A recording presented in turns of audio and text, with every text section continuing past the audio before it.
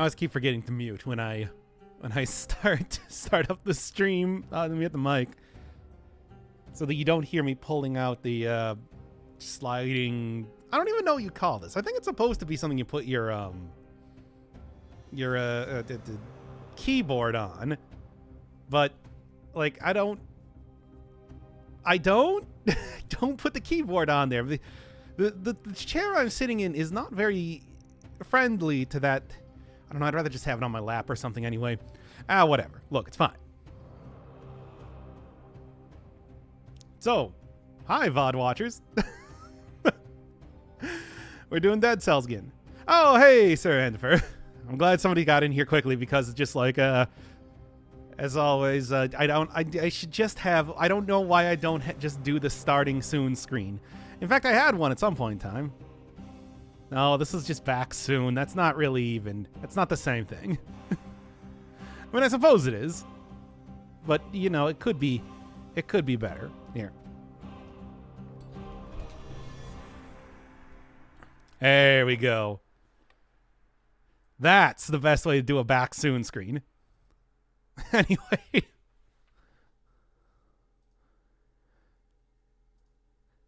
Swipe. I like the swipe. I don't know. I think probably the fade is better. Fade is usually how I do it most of the time anyway in like videos. Yeah. Needs a star wipe. What is this, Star Wars? What is a Luma wipe? Ooh, actually, I think. Give me a second. Stripes horizontal, spiral, square, checkerboard. I don't see star though. Here. I could do like that. That's fun. I don't know. I'm not gonna. Anyway. What else? No, come on. Professional streamer, yes. You know it.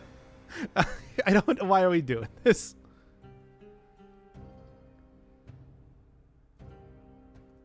Truly, I'm the most professional streamer. Anyway, okay, enough of this. Enough of this. Swirling in like a toilet. I can make it even okay. I've been watching the YouTube for a really long time, finally watching the stream. What? I mean, I guess it's actually a very good time to come in, considering we're just starting, but it's just like, to watch me mess around with OBS settings that I haven't really done anything with for, well, as long as I've been using OBS, I don't know how good of content that is. This is what we would call killing time until people get into the stream. Kind of like that one. Just curious, what if I made it way slower? Whoa.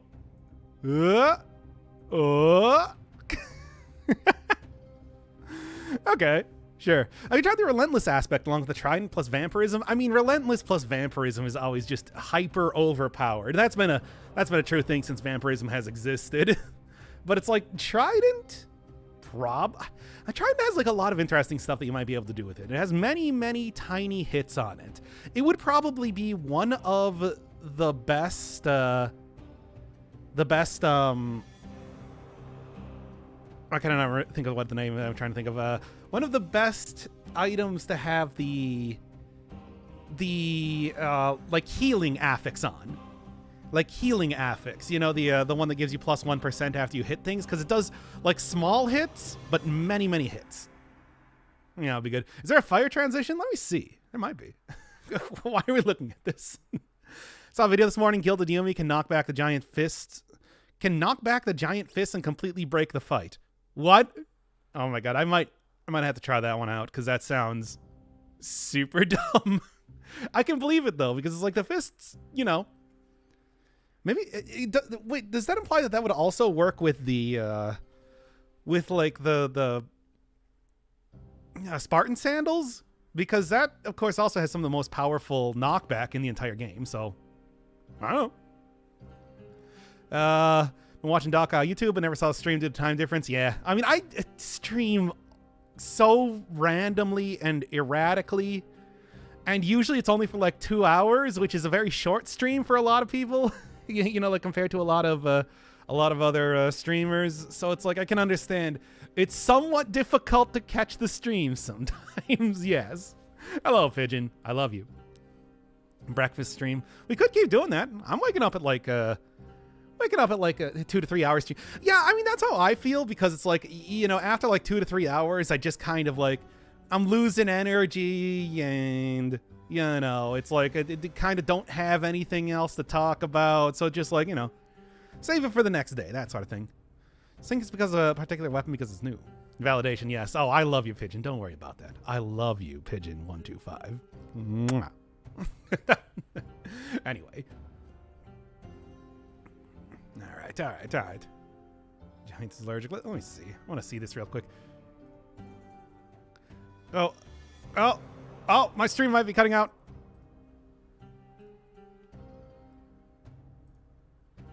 Everybody don't mind if the stream cuts off for a second.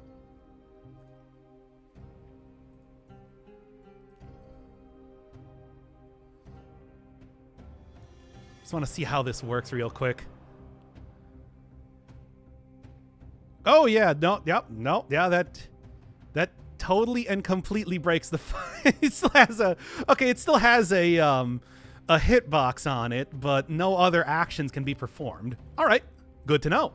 What about validation for the rest of us? Only if you sub. Okay, I want to see real quick. Is there a fire wipe? What is a burst? Oh, okay. I guess that's more like an explosion. I don't know if it's quite the same thing. Linear fractal? Oh, that's kind of a cool one. What do you think of this? Is this the level of professionalism? Why are we doing this? We should just get to the run already. I do actually have like a run kind of prepared and ready to go. Fan? Oh, not that fan. I was thinking it was going to be the 4 one. No. Unfortunately, actually, you know what? This is very fire-like. Yeah? Yeah? Because it looks like it's burning away. This is I'm Stub. Where's my kiss? No, my kith. Now kith. Okay, anyway. Okay, we'll keep that one. Probably make it a little bit faster, though.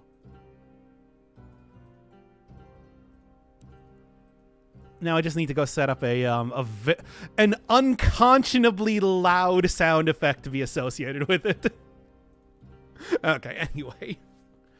Oh my god. Oh, all right. Ugh. Oh, I haven't beaten the lighthouse yet. That shit's hard. How do you do it? I mean, it's really hard. It's just really hard. Forest fire.wave. That, I mean, God, I'm sure I have something somewhere around here I can find. But anyway, we're like actually doing a run here. Like I have stuff. I like set up. There's no star wipe. I can't get a star wipe. There's no star wipes. I'm telling you. Unless. Just didn't see it. No. Oh, I can always just do this one. Kind of like that one. Cut, fade, slide, Oh yeah, you can actually add a stinger.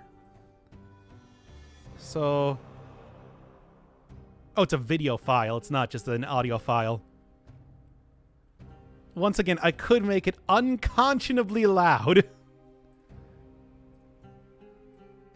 Why am I even doing this? Why don't you have... Didn't you have a sound effect? Don't you remember I was playing a YouTube video and my stream kept going down over and over?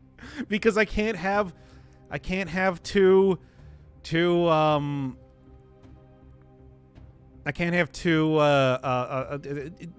things open at the same time.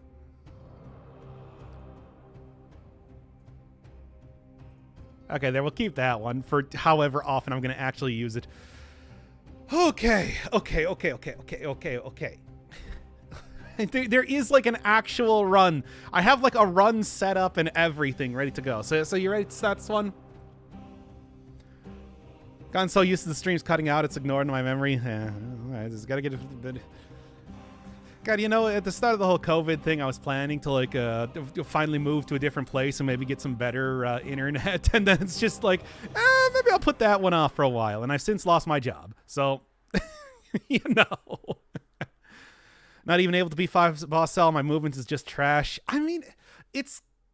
I would recommend like trying to go for like ranged builds and everything, but it's still, God, 5 cell is rough. It's super hyper extremely. Okay, it was last year. It was like 7 months ago at this point in time. Don't worry about it. I've entirely gotten over it. I'm still sitting on sub money and what I had saved up prior to that point because I don't have any like debt. So I can. The weird thing is that it's just like, I guess I'm kind of technically sort of a professional streamer now, kind of, but not really, because it's like I'm not even making minimum wage, but I just spend so little money that it doesn't matter. It's what a dichotomy. I'm on 3 boss cell, but I switched to PC and I've just been grinding out blueprints. Yeah, there's a lot of blueprints to get. It's like there's over 100. I have over 100 videos in the showcase runs. Without a healing face flask, I'll never beat 5 boss cell. You can always try out going for a vampirism. Late game is really the only time that it becomes super good, but you know, until the face reveal. Anyway, face flask is still really good. I mean, it's like you can even kind of combo face flask with vampirism to make it work. Got all the queen outfits, flawless included. Look at you. And I was talking about this during last stream. We'll probably talk about this again, but just like, you know, face flask with vengeance is kind of busted. I mean, it's good. I don't know. It's like, I just feel like if it's dependent on other items, then how good can it really be? You know? It's like if you want to go with a overpowered build, you can always just hit up the combo of tonic and vampirism as well. Yeah, Ice Shard used to be so OP with oil. So many things. Many small criticism about the DLC made some good points about how they designed a lot of the slow swing weapons in the boss fights. Yep, nope, I totally 100% agree with that. How would a survival build work against the Queen? Yep, it's been a problem with the last DLC with the Scarecrow that hasn't been addressed. Scarecrow is super susceptible to parrying, but aside from that, it's like... plus you can get some good hits in on the Scarecrow with like... you know the move where he goes underground and then tries to hit you with like the shovel? It's like that's a good time, but the Queen has almost nothing. It's gonna be real hard. That's something that I've been kind of weighing in my mind when I was thinking about doing like a Maw of the Deep sort of Maw of the Deep sort of run. It's like, how am I gonna take that to the Queen? You know, like how? It's absolute. I couldn't even imagine, because you can't get off a full combo there to actually get the whole like gimmick to work. No way. And Wrecking Ball is so incredibly slow, but it's like you can probably make it work in some way. I got some ideas for the eventual run that I'm going to do. Survival weapons have always been kind of difficult to use in like actual for real gameplay, but you know. Used to play no shield, but now shield is a must. Shield really does help. It's like Dead Cells has really, really generous parry timing, which is good. Yeah, the attack speed mutation, that's kind of what I was thinking. The kill rhythm, or just, you know, like, so many things. Comes to the conclusion that I suck at DC now, can't get to the second boss. It's hard. This game is so hard. It gets so hard. I feel like people should really be like leaning on the fact that Dead Cells is the hardest game ever. You know how like they did with Dark Souls? Try and get the word out about it so that more people play this game. Really, you need to be really good at positioning to use slow survival weapons like the axe and the scythe. Yep. And it's like, I feel like I'm pretty good at the game. And it's like, I still struggle with that against some bosses. Oh boy, old survival weapons way faster than the new ones. Yep, that's true. That's true. It's out for a year and I can't beat 2 boss cell. That's the hard. That is the hard one. Broadsword feels fast. It does. That's the thing. It's wacky, isn't it? Okay. And it's like that one was well known. Well, I mean, that was, I want to say Broadsword was probably one of the major reasons why they wanted to change it up so that survival, or well, any weapons could keep their combo going, the move set. You can get out the full move set after rolling, but it's like still. Seismic Strike is basically a brutality weapon. Seismic Strike, Shovel has gotten so much faster, and it's like even you know, even as slow as stuff like the Giant Killer is, it's still quite speedy compared to like the Wrecking Ball. Use Relentless Trident to mow down enemies with a charge attack. I mean, it's like that could work, but I don't know. It's like Relentless is such an overpowered thing for the most part. Survival could do with some more reliable skills. Big problem with his damage comes exclusively from your main hand. Death Orb, not a lot of Death Orb, Scavenge, and Bombard. I mean, there's some really good ones, of course. You always think of like Powerful Grenade, which is great at clearing out a lot of enemies, especially late game. And stuff like Crusher, which, you know, slows down enemies too, which makes them a lot easier to hit and everything like that. But it's still, and I'm guessing probably in like the Queen fight, still very difficult to throw down a Crusher and actually have her get hit by it at any point in time. She dodges around so much. You know how that is. Fast brutality weapons eventually becomes push forward and mash attack, but you gotta stop and think about slow weapons and choose your battles when they happen. I mean, you still even have to like figure out positioning and everything with fast brutality weapons. I mean, look, I have like an actual Crusher I only find good for the absurd slow. It does good damage. It does great damage. But the slow obviously is just the icing on the cake, of course. Giant Spear, Giant Killer, War Spear, Ice Armor. War Spear is interesting. I never found that weapon particularly good, like super good or anything. I always felt like I would have wanted something, you know, even like Flawless, but I suppose, you know, it is highly dependent on how well can you play the game. You know, Powerful Grenades one-time use goes on long cooldown. Yeah, true. But it's like it chunks down enemies really well, and it does it in such a huge area. I still like that. I still think that that's one of my go-tos. Same with like a giant whistle, of course, but still long cooldown. It's just, it hits things anywhere at all, and that's very powerful. Yeah. Sort of addicted to custom mode now. Can't imagine a normal run. Yes. Well, you know what? Let's actually get into the stupid. Let's get into the stupid run that I have prepped up here because I've got good news. It's normal mode. Okay.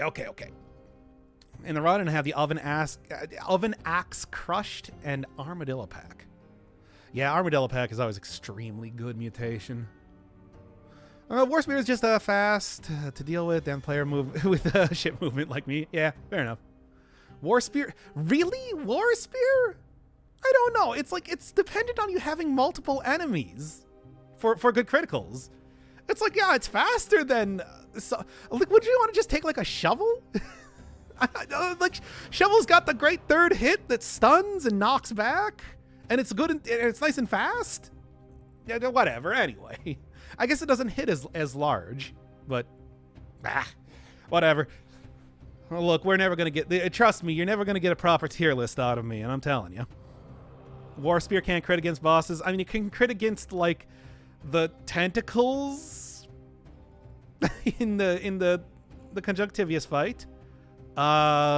Maybe if you get lucky, you can use it against Cleo and Calliope in the lighthouse. Yeah. Has the run not started yet? No, we got to get to the run already. It's just like, look, we can chat about Dead Cell strategy, but I should probably just have that in the video that I'm going to be putting out. You know, what's the plan for today? Well, let's start up this video and get right to it. By the way, do I have the sound on in the background? Or did I take so long? Yeah, here we go. I took so long that we ran out of music in the background. There we go. All right. Okay, let's do this. All right, starting in 5, 4, 3. Why am I doing that? Whatever, let's just do it. Starting in 5, 4, 3, 2. Oh boy, this DLC has been something. I've been struggling a lot, but to start with here, I got a normal mode run right up to the new DLC area, and I'm going to hope that it goes well. If it doesn't, I have at least a decent 5-cell run that I did before to show off, but God, I gotta admit that it's like I still have not yet beaten the DLC in 5-cell mode. Lower cell difficulty, I wouldn't really say it's a problem, but it's still quite difficult. But hey, that's why what we're doing today is basically, you know, the old training arc trying to get much better at the DLC. But we'll see. We'll see how this even goes. After all, Dead Cells, it's just like always an extremely, just ridiculously difficult game, and certainly the new end game content introduced here is no exception. All right. So you can see kind of the plan that I was going for. A basic brutality run. Managed to get a good legendary ranged weapon. I don't know if I'm going to end up using it against the bosses. That's where it tends to become like a little bit weaker, but for right now, at the very least, I should be able to take out regular enemies in the level, okay? But then, like I said, the plan here is maybe to take out that Hayabusa gauntlet. I mean, the real reason that I have this gauntlet with me is because it has the like life steal affix on it. Something that I feel like up until now I have been kind of undervaluing. Like the idea that you can shove it inside of a backpack and then take it out. Ow, hey, come on. I'm trying to do my shtick here. Do you mind? Take it out when you need it. Not have to suffer a 2 times stop lolling.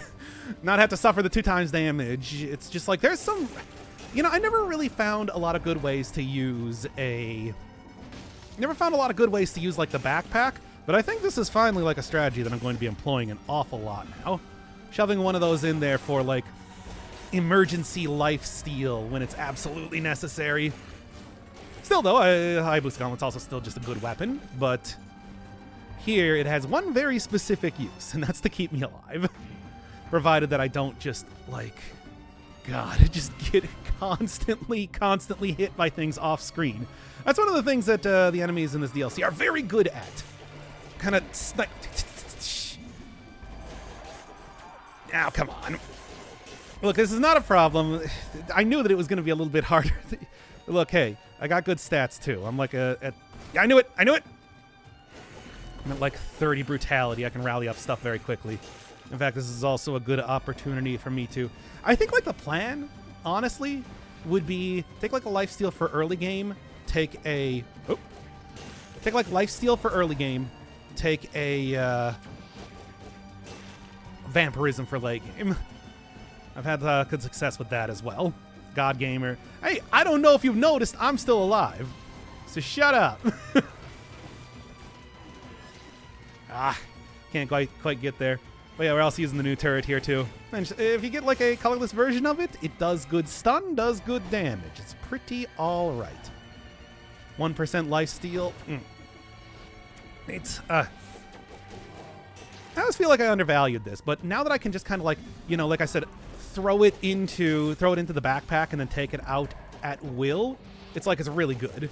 I still think though that yeah, with like high stats late game, taking a vampirism instead is probably the way to go. It's also going to be a lot more usable in boss fights too. And by a lot more usable, I mean marginally more. You're still taking yourself down to 1 HP. I don't know. Okay. That wasn't sarcastic. Oh, I'm sorry. It's Twitch chat. You know how Twitch chat goes. The assumption that people are being sarcastic is just you gotta say no cap for me to know. All right. Anyway, hey, I'm alive. I'm doing pretty good here. This is a difficult area. I am certainly not used to these enemies. Getting more used to them as I continue to go through here, but it's not like the best. I got another confession to make. Fool. Got a chance to break over you. Oh, I'm gonna give in. Be abused. Because you're simply the best. And that's me. Simply the best. Obviously, I'm kind of stacking everything in 2 stats here for the sake of the legendary weapon. It's quite powerful. Almost 69,000. So close to being the nice number. But don't worry. Sure. All I need is like one more stat to probably surpass it, unfortunately. Get out of here, everybody. You too. Okay, it's a lot of colorless weapons in this run, but hey, when life gives you colorless weapons, you make colorless weapon aid. Okay. Man. Look, it's one of the best ways to get a good run going. Just get really lucky with colorless weaponry. Okay, you know what? Give me this out again. Then I would also like to go get that before I lose my legendary there. Really pay attention to enemies trying to snipe me from off screen. Ooh, that's the #1 way for you to die in this game right now. Well, for me to die in this game at the moment. Okay. Okay. I should also check that too. Here we go. Okay, okay, okay. What is that? Where do I find disengagement? Oh, yeah, it is literally at the beginning of the game. Like the area that, right above the area that you start. That is where you find disengagement. You need the homunculus rune for it, though. So you can't get it immediately, but it's quite easy to find. It's a very consistent thing to get. Might consider. Also, you know, like the lantern too would be really good. Well, I don't know. It's sort of an endurance fight coming out to the lighthouse. Sure, I might be able to get a big chunk down immediately. Disengagement is so hard to get, though. I mean, all you need to do is... God, it's not clear when you're doing it, but it's like, to get it, what you need to do is you need to, like, jump inside. You need to, like, do a good double jump up there inside of the area next to the blueprint, and then you need to use the homunculus. I can show you if I die here soon enough, which at this rate, I'm feeling like it might happen. This is a rough area. Still significantly better than the... Oh? Still significantly better than the old distillery, but... I mean, I'm not getting just, like, exploded by barrels constantly. Still rough, though. There we go. No, it's you. Oh, but this is a strategy I'm probably going to employ a lot more. That healing... God, 2 times damage is scary, but like I said, when you can just shove that inside the backpack, it's something that I never really considered up until, like, very recently, as I was trying to consider more, like, strategies that I could use to come up with, like, hey, I'm having a hard time in Dead Cells. What do I do now? It's like, this seemed like an obvious one. Opinions on DLC music? Good stuff. I see that they're really going hard on the, is this much like the same thing with, the distillery and the Fatal Falls DLC. It's like they're really going hard on the violin. Just noticing. They got like a sort of vocals in the background. 69,000. Oh no, I guess I can't really see it right now. Let me see though. 78, yeah. The scaling is quite good. Unfortunately, that does mean that it's over 6,000. I keep obsessing about that. Anyway. Not mutation, affix. Ah, yes. Never thought about that either. It makes the mutation, it makes the affix way more worthwhile. I mean, I'm kind of surprised that nobody pointed that out as like, kind of like a good idea before. Because it's just, you know, considering it, it's like if you're not taking the 2 times damage, that's the only thing that makes it really dangerous. And it's like all you gotta do is kill so many enemies in a row, or like get so many hits in on enemies to, oh my god, no. Oh, it's a good strategy, is what I'm gonna say. That, and of course, like I've talked up how good. Well, let's do it. I've talked up how good the vampirism is. It's just like these are things that will really preserve your health even really late into the game. I don't know.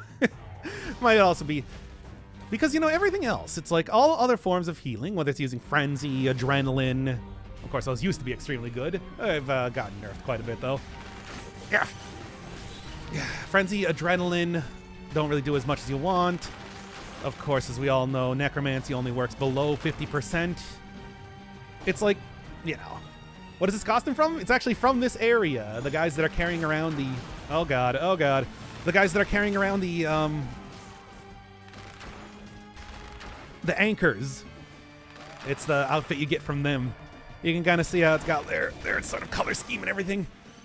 Oh my god. There was also an armored shrimp one that I nearly got last time I was streaming, but I died stupidly, as you do. You do, especially in Dead Cells. What can I say? Okay. God, this area is so enormous. But once again, it is not the distillery, so just based on that fact alone, I feel a lot more confident. Now, the boss, on the other hand, we'll see how that goes. Oh, gastronomy is great for healing. That is true. That is true. But it's also, like, super luck dependent. How much food you're going to be finding in the course of a run. Or are you going to be hitting up all the areas with the... You're going to be hitting up all the areas with the food shops. Which, I mean, as always, is a good strategy, just in general. But, it does result in a lot of very similar runs, you know. That's why I try and, like, mess around, getting a bunch of different things coming... Okay, now come on. So I try and mess around, getting a whole bunch of different areas going, too. Because I think you don't really want to watch me go through the promenade over and over. Even though I did do that to get into this run. Shrimp costume sounds amazing. Shrimp emoji. Yes, finally a costume that reflects my posture. Okay. Bird in name, shrimp in spirit. Ooh, Hayabusa gauntlets. Get a little bit more. It's only actually not. It's not that much more damage, really. But of course, it doesn't have the 1%. Blah blah blah. It's also a good weapon, though. I'll leave it there, maybe. Is this shrimp costume fresh? No, not like the stuff from the sea. That'll make you sick. I'm trying to remember the whole stupid bit. Anyway.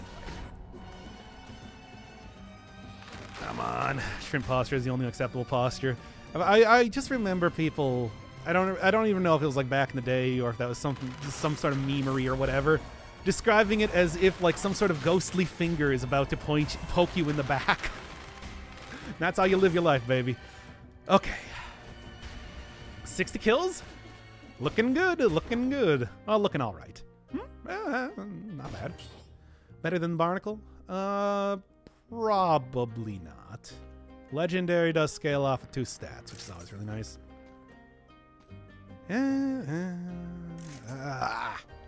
Yeah. Shrimp costume and shark weapon if you get the Gura subscriber starting kit. Oh my god. What would be a shark costume though? Is there like anything that looks like a shark onesie? I don't think so. Or at least if there is, I haven't gotten that costume just yet. Alright, I had a fire captain on the platform far above me and literally dropped a cannonball right into my head. I gotta say that it's like the pirate captains, I feel like, have been such a thorn in my side since the start of this DLC. Come on! Those dudes. It's not... the projectile is slow, but it does so much damage. Oh my god, kill it. Kill it! Kill it! There we go. Oh, Barnacle is also invincible, and the servants love destroying your turrets. Yeah, well, everything does. I mean, I know that, unfortunately, as much as I do like the cannon, the bombard, which is a great item, by the way, like I said, stunned, big damage, and, you know, in boss fights, you're already in a very small arena, so it works out pretty well. It's like having to move a lot. Oh, yeah, they're just gonna just instantly destroy that thing. I already had that. Okay. Actually was able to recover a lot from that. The rally is on point. Of course, it always is if you have good stats in the game. But still, let's shove that in the backpack. Gotta make sure that I get back up to full health. Yep. I don't like this. Oh! Is the game about to crash there for a second? Oh, do whatever, it's fine. Okay. Also, oh boy, this is going to be fun as soon as I get out of these stats. Okay. Actually, got it. Okay. Man, 41,000 coming from the Barnacle. Also, Barnacle giving me, like, of course, yeah. All right. I think I might have pinpointed a bug for Motion Twin here. Too many pirate captains in this biome. I mean, they only appear in 2 of them, so I guess, you know, go all out, right? Okay, let's do a full clear. Why not? When a lot of platforms break. Yep. Makes sense. It's not just a Switch, it just does that. Okay, well. There you go. This is definitely... Okay, so number one priority in a lot of... well, in pretty much any run that I'm going to be doing. Find a 1% heal item. Just throw it in the backpack and keep it in there forever. Of course, faster the better. Hayabusa Gauntlet, very good for that. But this is a good strategy right now. You have a full flask? I mean, I have a full flask mostly. How good is this? Look at the multiple knocks, both. Legendary items scale out of control. Yeah. All right. Yeah, it's like it's due to the strategy. It's due to the strats, the mad strats that I'm employing that Motion Twin will probably nerf.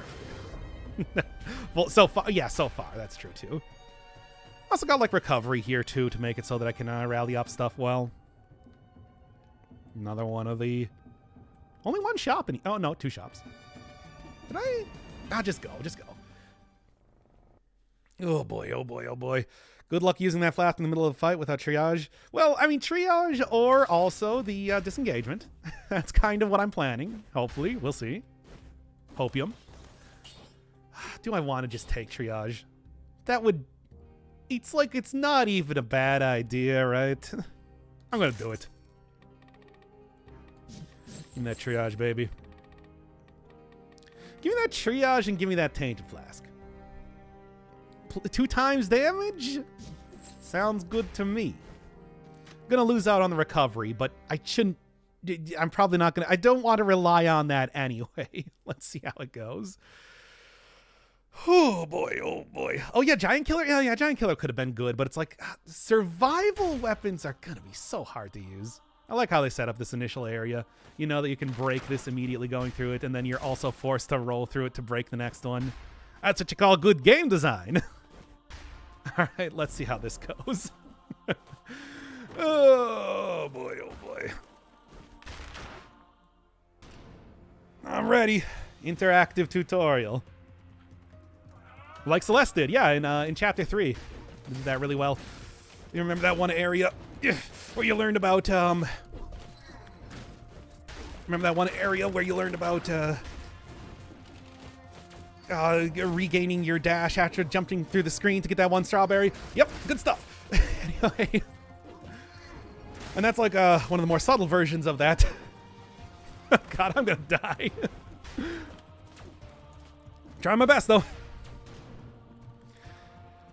Try rolling to dodge one of those Calipee. Throws you off sometimes. I mean, it's like... Watch out for when she does the slam attack, though. That's the real thing. Now. Oh, gotta watch out, because Calliope is super good. Super good at sniping you at a distance. She can use that the stuff really well. In fact, yeah. Try and take out a lot of health there before I get Euterpia here. Okay. Whew. Lighthouse generation random. I think it's like partially random. Ah, damn it. Yeah. That's actually not that much health taken. That is. Oh, come on. Oh, come on. Watch out for the barrels. Watch out for the barrels. She's going to try and hit me with the barrel. Okay.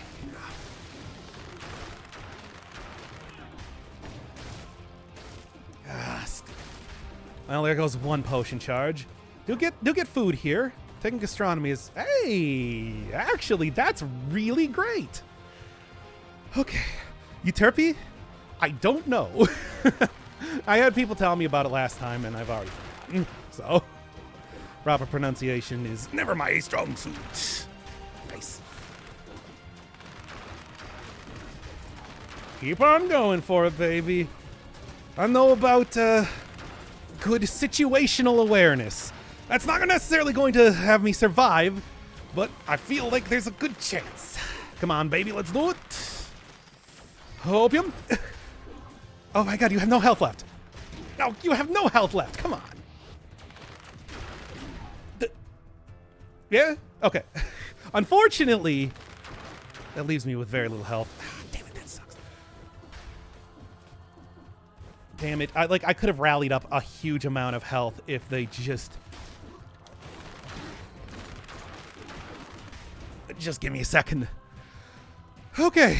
Yee turpy. Yee turpy. You've yeed your last turpy, cowboy. Anyway.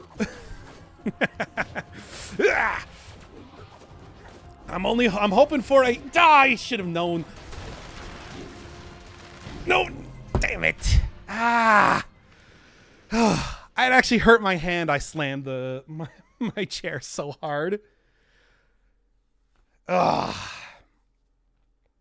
Look, actually hey, who wants to watch a video of me doing... Lighthouse is so hard, man. I also forgot that I was going to ask if y'all wanted to see a great fight, though. It was going very well right up until it didn't. Who wants to watch a video here? Like, yeah, I want to ask if you guys want to see me save scum the fight for practice sake. All right, let me see. Got like a good DLC run here. I really did hurt my hand a little bit here. Ow. Let's do it. Movie night. It's not even a successful run. That's the embarrassing part. But of course, it's like it's spoilers. All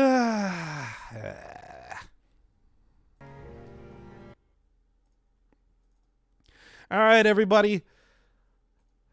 Sit in for movie night here. This is kind of the plan for the stream, after all. That it's like a worst comes to worst. I already had something prepared, so you know. Let's do it. Yeah, commentary edition. You know how it is. Only if it's Final Fantasy. We already did the final. Look, we got. Man. We got Octopath Traveler coming up. Don't worry. Your lust for Final Fantasy will be sated. All right. Same basic strategy, but, you know, I tried to have, like, the giant killer here as kind of like my backup plan. Not quite the same as the healing that I was using before. Jokes, I hate Final Fantasy. Too bad! However, one of the things that I did grab here is the Vampirism for... a lot of very good healing. God, Vampire... Like, I still think that, you know... Did I admit... Skirt!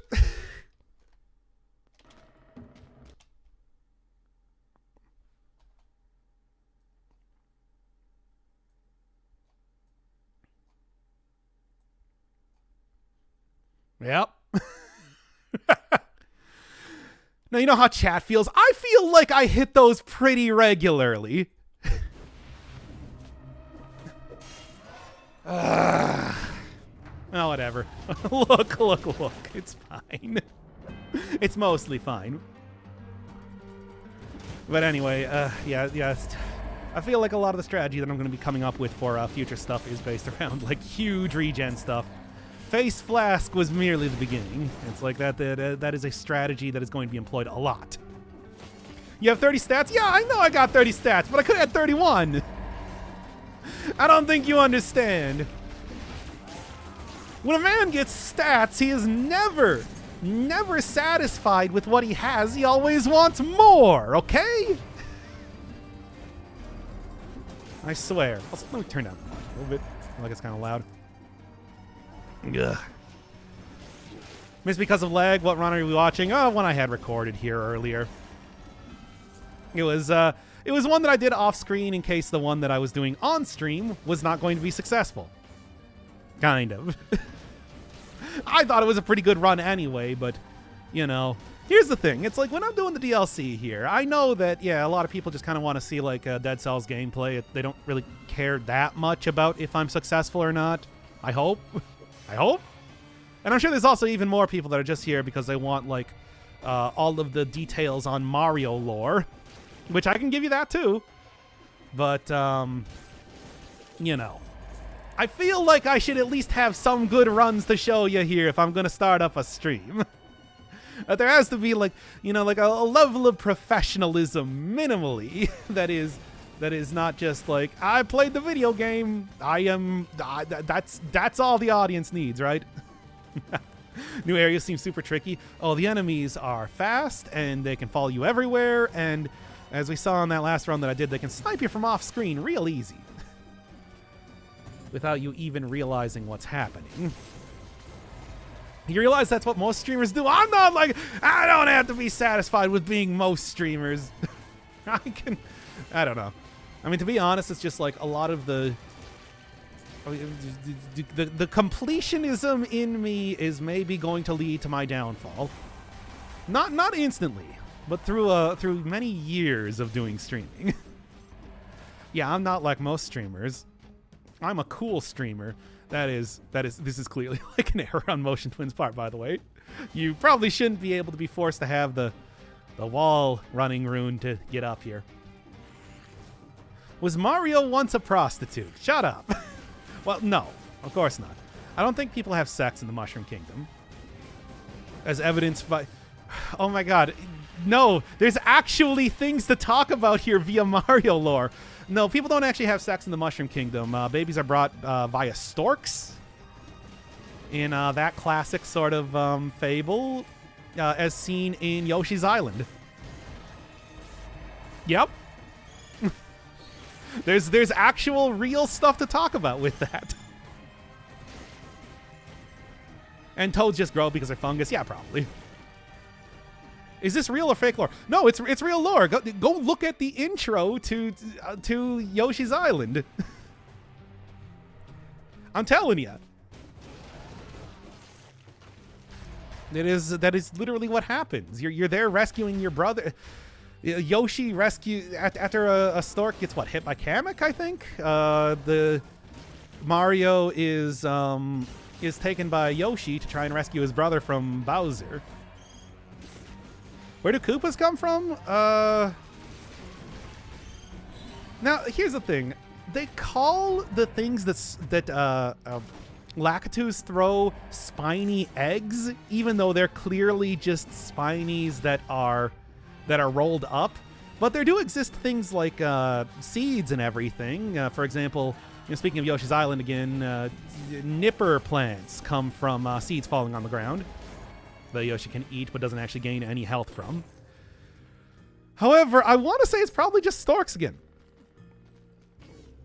They do have like the concept of marriage and everything. Bowser has on occasion many times tried to marry Peach and even told his son during Super Mario Sunshine that Peach was his mother. But yeah. Oh yes, Yoshi's also come from eggs. That's true. But Yoshi eggs are created through just eating animals. No conception process is required. Now, I don't think all Yoshi eggs are fertilized because they usually explode into fireworks, but it reasons that they reproduce basically through like monocellular division, basically. You know, as soon as a Yoshi is able to consume enough nutrients, it splits off into an egg, which then develops into another Yoshi. Yeah. Yoshi is a symbiote like Venom. I mean, no, it's more like it's an insatiable sort of monster that is able to transform anything it eats instantaneously into its own kind. Low probability monocellular reproduction. Yeah, it might just be low probability. That it's like it's not that the idea that that was a bad hit there, by the way. But you know, hey, that's why I still have vampirism on the entire time. I mean, I think it also stands to reason that it's like it could just be that of the 100,000 eggs that a Yoshi creates by consuming stuff, that that like only 0.01% actually develop into a full Yoshi. That it's like if you ate enough eggs in Yoshi's Island, that one of them would just pop out of Yoshi. Otherwise, as we've seen, fertilized Yoshi eggs do just come from question mark blocks in Super Mario World. So it could be that the eggs that Yoshi creates, like, oh, Yoshi maybe had a reproductive cycle at one point in time, but it has been, but like it's entirely, they're entirely like sterile at this point in time. So basically, they have to reproduce by having question mark blocks produce eggs. And it's like the whole egg creation process is a vestigial part of the Yoshi. And that could actually be like where all babies come from, just by hitting question mark blocks that exist in the Mushroom Kingdom, that they are able to produce children instead of money occasionally, or power-ups. Unless, do you want to entertain the possibility that a mushroom that Mario eats, or whatever he does, maybe breaks in half and rubs all over his face, they don't actually show that in game, is actually an infant Toad?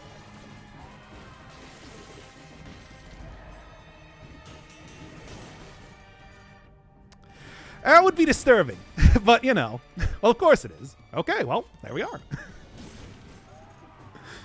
Well, and that's the Mario lore corner for today. The colors are inverse, though. Could be that that's just the larval form of the Toad. Like, think about it. The mushrooms try to run away from you.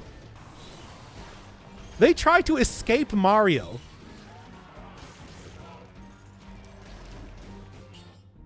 Anyway. Oh, boy. Hey, repeat a crossbow. This is a good item. Let's say that. Oh, man. You can also get Koopa shells from question mark blocks. Like the blue Koopa shell power-up did exist in New Super Mario Brothers. I mean, this also kind of works with something we talked about in a previous stream about Toads, like basically being taken over by Mario's consciousness whenever he dies, becoming like a new Mario whenever the previous one perishes.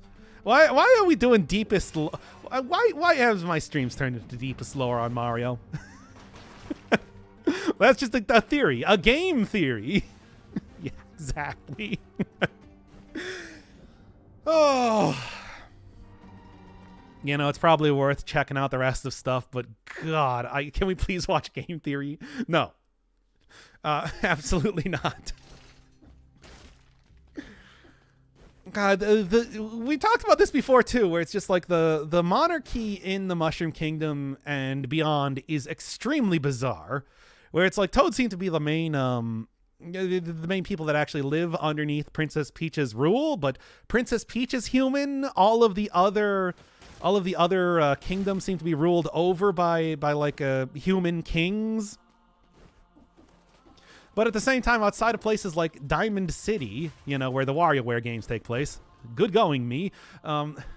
There's actually like very, very few human populations around. And I suppose the Metro Kingdom. But I mean, even then, the Metro Kingdom is very different from the Metro Kingdom is very different. Like, the humans that exist in the Metro Kingdom are very different from Mario, who, of course, is the cartoon man. I didn't realize that you could actually stun Calliope by dropping stuff on top of her with the you know, like the fish and the cargo that you find around here. Not really something that you can see very easily when you're trying to play the game. All right. I mean, yes, normal mushrooms do have, like, enormous mycelium, and the fruiting part is the only part that we actually see. But toads obviously don't exist in quite the same way. Mario might actually be a mushroom. It's true. Like oh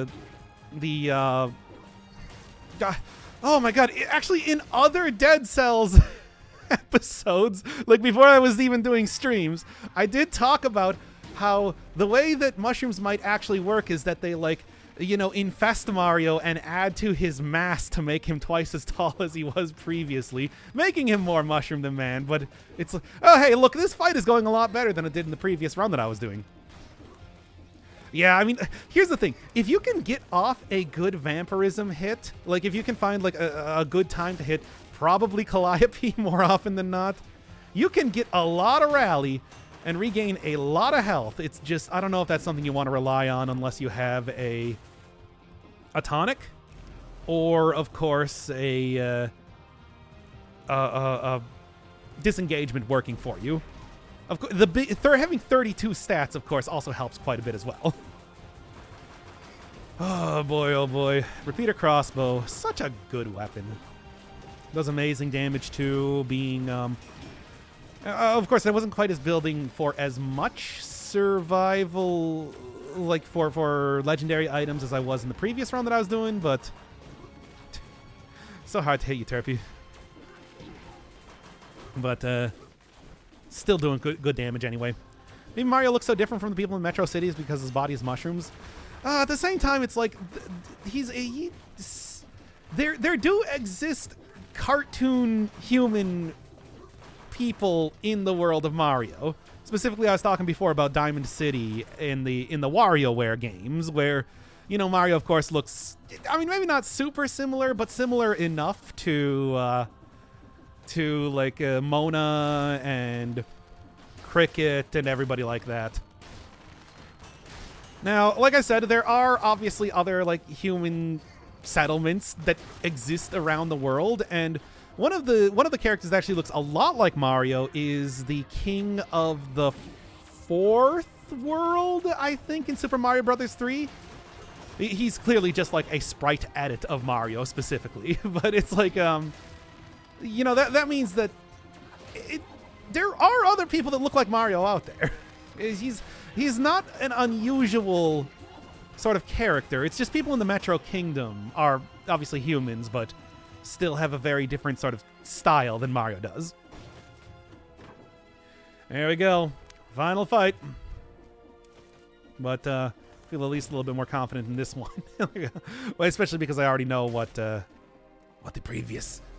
happen in this run. All right. Yeah, Cleo can be pretty dangerous, but she does not have the ability to hit you at like a super huge range, making her at least a little bit safer for specific runs. Obviously, me trying to go for like parries against her was very ill-advised, like there. That was me trying to do a parry, but it did not work, let me tell you. Cleo, on the other hand, being slower also does mean that you have a much better shot at using like vampirism against her. Oh boy, different types of humans evolved over time, possibly fusing with mushrooms. I mean, the thing is, it's like there are many species of people that exist in the world of the Mushroom Kingdom. The toads are just a small part of it, as we've seen in like Mario Odyssey and like Super Mario Sunshine with the Piantas, who I think are supposed to be like, they're sort of like plants, I think. And then that rolling in there was such a risky play. Worked out, though. All right. Now almost there and done. There's at least 5 boss cell mode, normal. Did you notice that all the servants represent each stat color? I didn't even think about that. You're right. The hell is a part of this conversation? Toads, shrooms are abominations and they aren't part of the human species. They're not. They're obviously not. But the thing is, it's like the relationship between humans and toads are just like a strange one. Piantas are supposed to be Sicilians, like how Mario is Italian. I suppose. It's just like... I don't think... Mario was intended as, you know, Jumpman originally, and they just looks like that because of... Well, that's the only way you could show him being able to, like, animate well back in Donkey Kong. It was the American side of things that decided that he apparently looked like the landlord who was named Mario for the Nintendo localizers at the time. So it's like, it's not like he was intended to be Italian, or he was intended to be an Italian stereotype from the beginning. Certainly Charles Martinet, bringing... By the way, here's the Queen. Giving him his voice, kind of like it was the deciding factor for that. All right, the Queen. I think this is the first time I've showed it on stream before. Because I'm having such a hard time. I think in the next, that sort of ability is much like fighting against the Hand of the King. It is so extremely obnoxious to try and fight the Queen sometimes with like a ranged weapon, I would think. Even with stats as amazing as this. That it's like, I'm still taking damage. Quite a bit of damage. But hey, here's an Easter egg, everybody. If you die before taking out half of her health, she revives you with, I guess, the idea that you weren't fighting good enough. Which I suppose is a strategy if you come into this fight fairly low on health, but I'm not going to say, look, a win is a win, but it's like, this is like the shameful win, you know? It's how you do, though. On 5-cell mode, I'm sure it's probably a lot easier to get than the previous, than like in other difficulties. Rooting is very good against the Queen, by the way. I was told the Boy's Axe is actually quite powerful against her. Nope. Close, though. And then she got me there. Still lost anyway, baby. She does throw. The thing is, she throws the stuff back at you. So if you're taking a ranged weapon to that fight, remember that happens. I thought you had that. Yeah, it had her down to like 20% health, and it's like, hey, that's how it goes, baby. Oh, man. Basically, oh, she has special dialogue if you wear a spoiler outfit. Neat. Well, anyway, okay, let's call that Dead Cells for today. I don't know. I mean, I'm still trying to figure out exactly how I want to do this because I want to show off the content, obviously, especially as I'm doing the showcases for weapons, but I'm still having a hard time even beating this on 5-cell mode. I think it's clear. So basically, I feel like streams might be me, like starting out in the same way at the spoiler area, and then maybe like going up against the Queen after that is like for practice mode. Lighthouse does not have a practice mode. But, you know, no, I was playing earlier. That was a post commentary because I totally wanged the run that I was doing. Why not use an aspect? I want to get there to be like, you know, normal mode, like no frills, nothing attached, or at least like not, or at least like custom mode minimally for the kill against the Queen. Oh boy! I cannot stand any other mode than the hardest. Yeah, well, it's working mostly. Anyway, she also tries to kill your pets. Oh man, it's not a cheat, but it's like I don't know. I feel like after I played this game for 1,877 hours, that it's like I should be able to beat her on the hardest difficulty without like totally curating my run towards getting a win. You know how that is. If you sprint towards the boss and ignore the boss until the arenas, yeah, it is. It's like you really don't want to fight them as you're also trying to like go upwards, but if the opportunity presents itself and if you got good rally, you know, it can work. Anyway, yeah, like I said, I'm still trying to figure out exactly how I want to do these streams here because I want to keep streaming, obviously. I might end up doing showcases as like videos where I can edit them down a little bit more because I still want to try and take all the new weapons to the boss, but some of the survival ones, like the Wrecking Ball and the Shark, are probably going to be pretty rough. Anyway, that'll be Dead Cells for today, at least. Reconvene here later for even more stuff. In the meantime, though, no, it's not going to be good night. Who wants to watch Cogmind? Let's finally do I want to do the finale for Cogmind. And also, I am going to take a... No, we're not done yet. No game theory.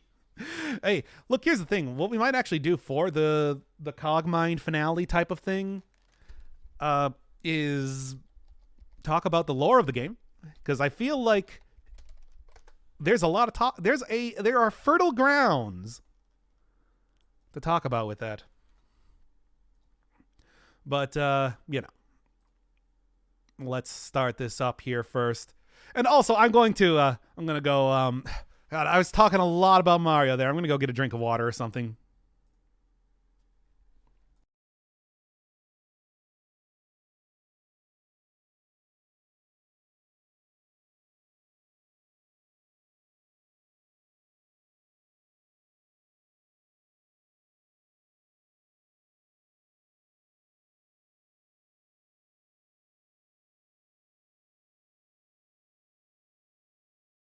Oh yeah, fancy. We spent like 20 minutes at the beginning of the stream creating that.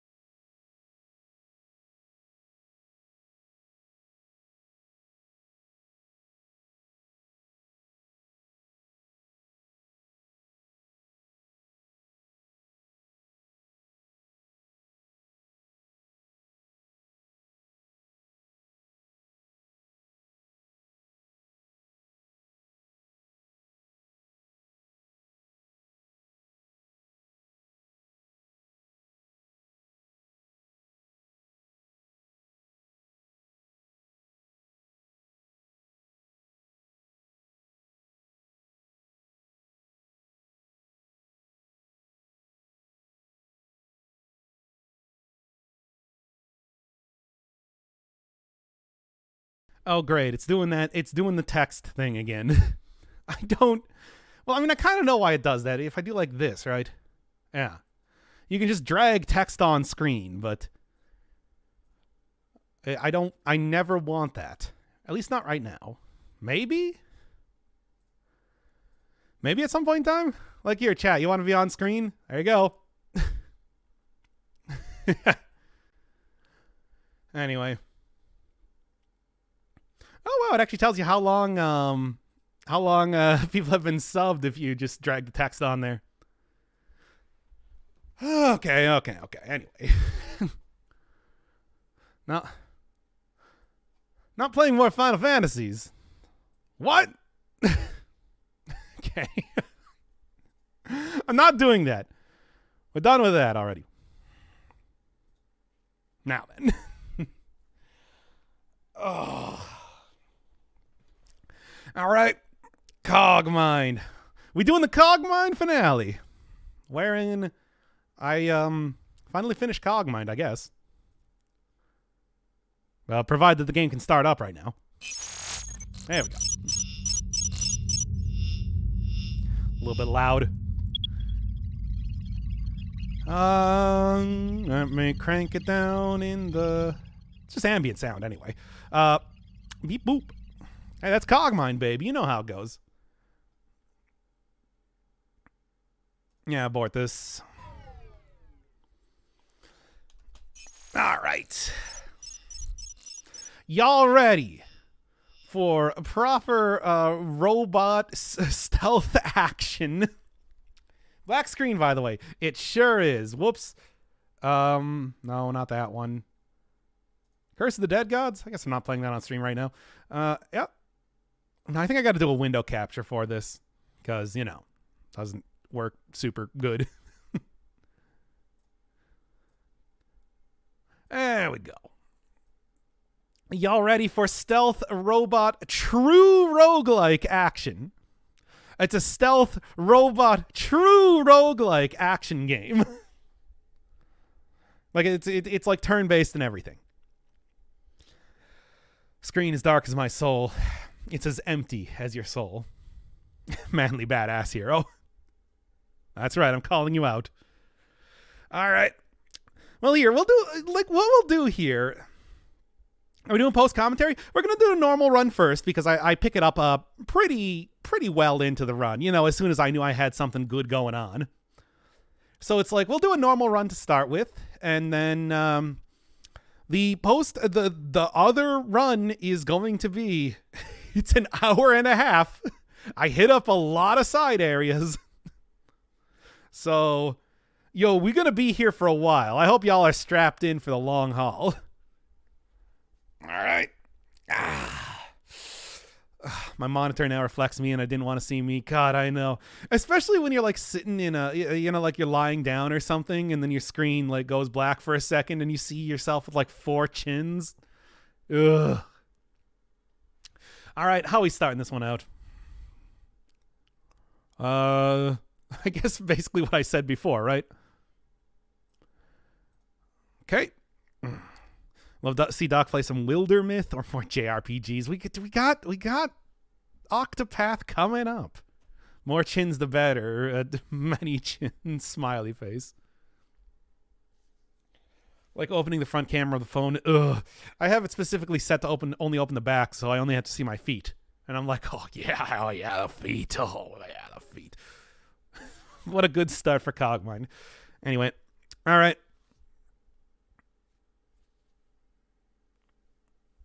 Robot stealth, true roguelike action. Let's just start that one up.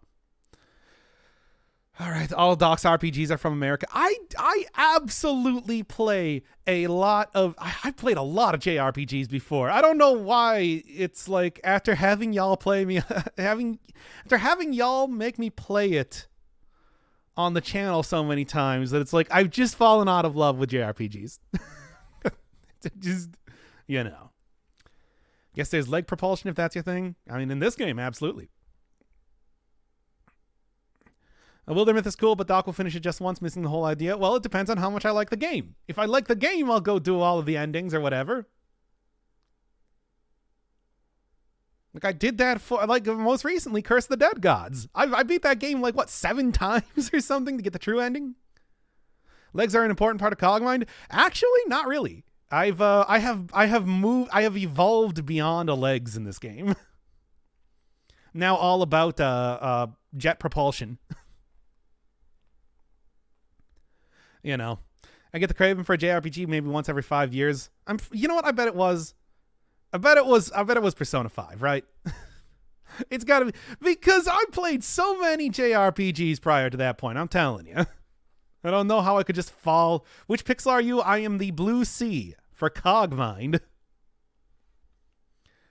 Okay, like a dragon, baby. Yeah, I Yakuza, I've heard so much good stuff. Persona 5 made me want to play Persona 3 again. It made me never want to play a Persona game. Ever again. Or any SMT game, which is unfortunate because I really like those. I mean, I used to. Or if you like it like this, too. If you like it like this, we can do it like this, too. A little bit easier to see the commercial at. But anyway. Persona 5, The Breaking Point. I mean, did you see that series?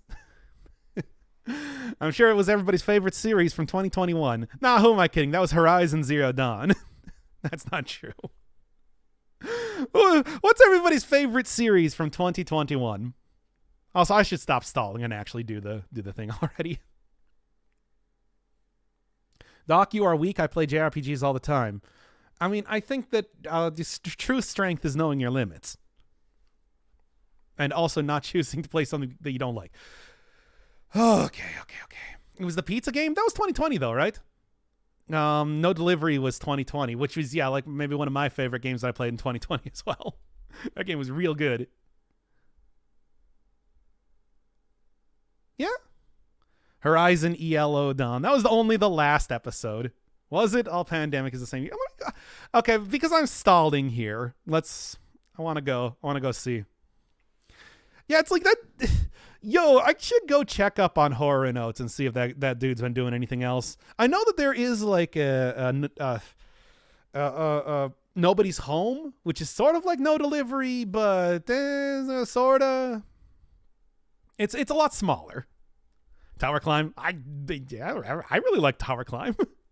That game was definitely last year, right? Let's see. Death's Gambit, I suppose we started last year. Yeah. Curse the Dead God, same thing.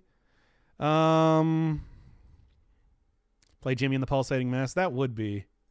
I don't know if I'm gonna be honest. I went back and I listened to some of the soundtrack from that, and I'm like, man, that game is so incredibly depressing. I don't know if I want to play it. It's like playing Off, you know, where I'm just like, it's so big sad. That game is just big sad. Nuclear Throne, yeah, it was last year too. That was just a one-off. Let me keep looking through my stuff. They Bleed Pixels, of course. Binding of Isaac, yeah, Binding of Isaac, the full runs. Hat in Time, Phantom Dust, Final Fantasy 15. Started Sexy Brutality, didn't finish it. Did the Slay the Spire, Undermine. Cogmind, obviously. Dirt Rally, Mark the Ninja. Risk of Rain 2, Psychonauts, Horizon, Bunny Must Die. Dangle Deep, of course. Oh yeah, Crosscode did end in 2021. Shouldn't forget about that. Flashback. If you liked Flashback, Noita, Jin Sakai of the Exploding Knees, Duck Game, which is a Untitled Goose Game. Bloodborne did the full thing. Skull, Tower Climb. Tower Climb was ended. And I guess that's all I played last year. Huh. Still quite a few things, of course, but could have been more. Guess I was doing a lot of Dead Cells as well, of course. Like Lisa. Yeah, Lisa's also an incredibly depressing game. Well, that's a game about depression, for God's sake. It's like that is a game like literally about depression. And also a lot of other stuff. It's like, yeah, like there's a few games like that I just feel like, boy, I really like this game. It's also so incredibly depressing. Omori would be like that. Lisa would be like that. Jimmy and the Pulsating Mass. Oh, God, what was another one that I always thought? Off, I was just saying. It's like, oh yeah, sure. I think they're really good games, and I would love to highlight them and everything. But fuck, man, they're so sad. They're so sad. But yeah, all right. I'm stalling once again. Let's start her up, baby. Okay, starting 5, 4, 3, 2.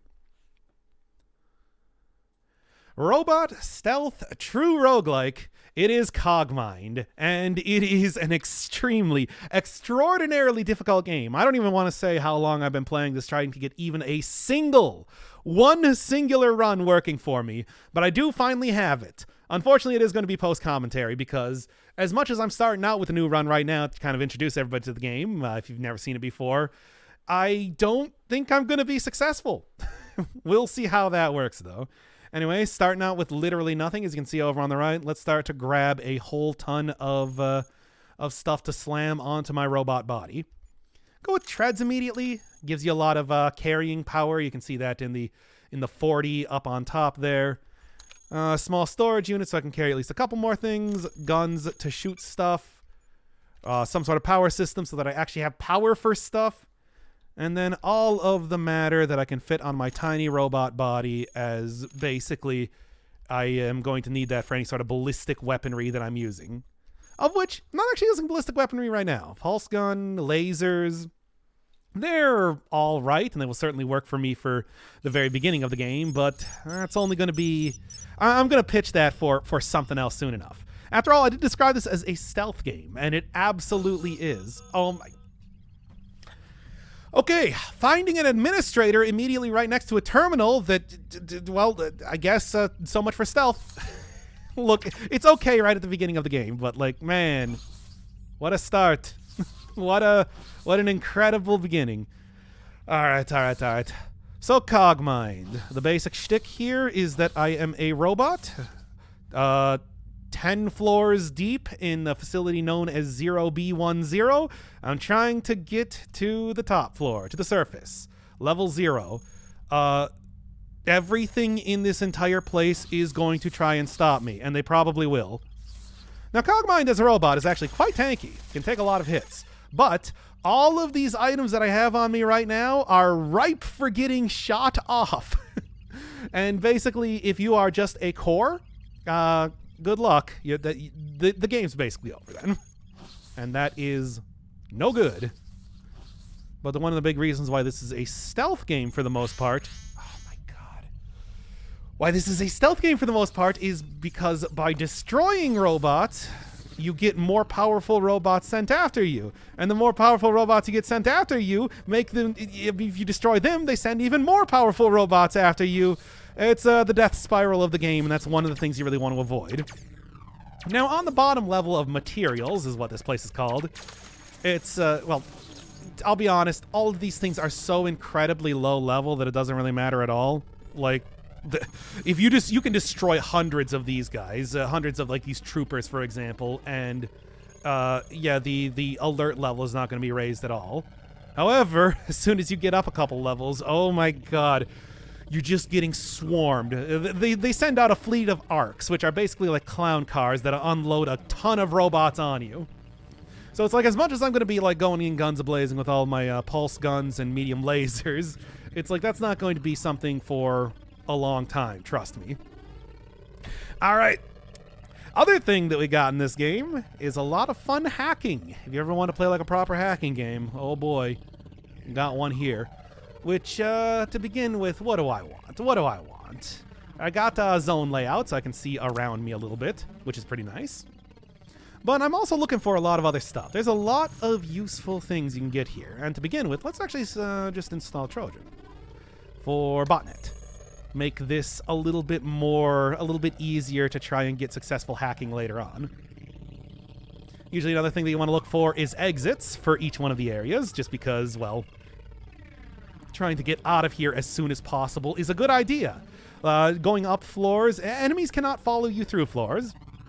And going up floors will also lower your alert rating a little bit, which is good. Speaking of which, let me see right now. Alert, check.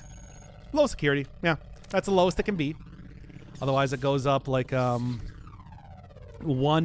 to Z, 2A to Z, 3A to Z. If you get to 3, you're dead.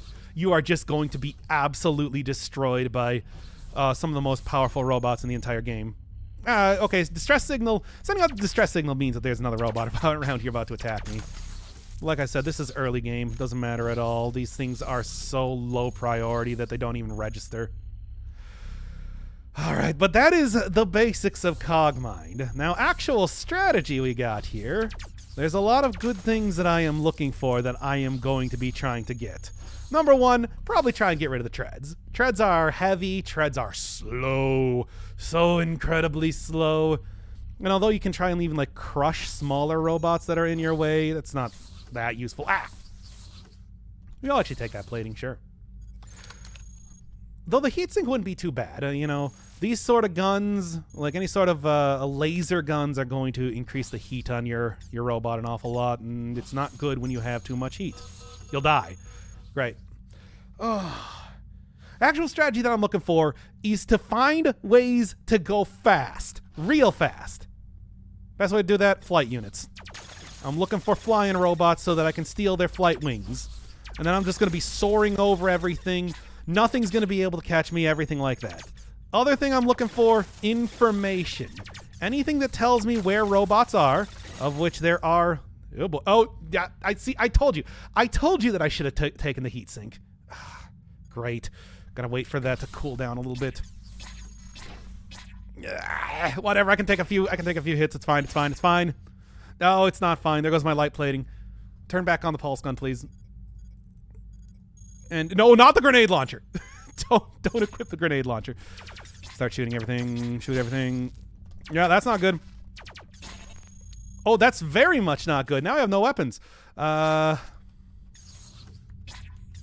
then.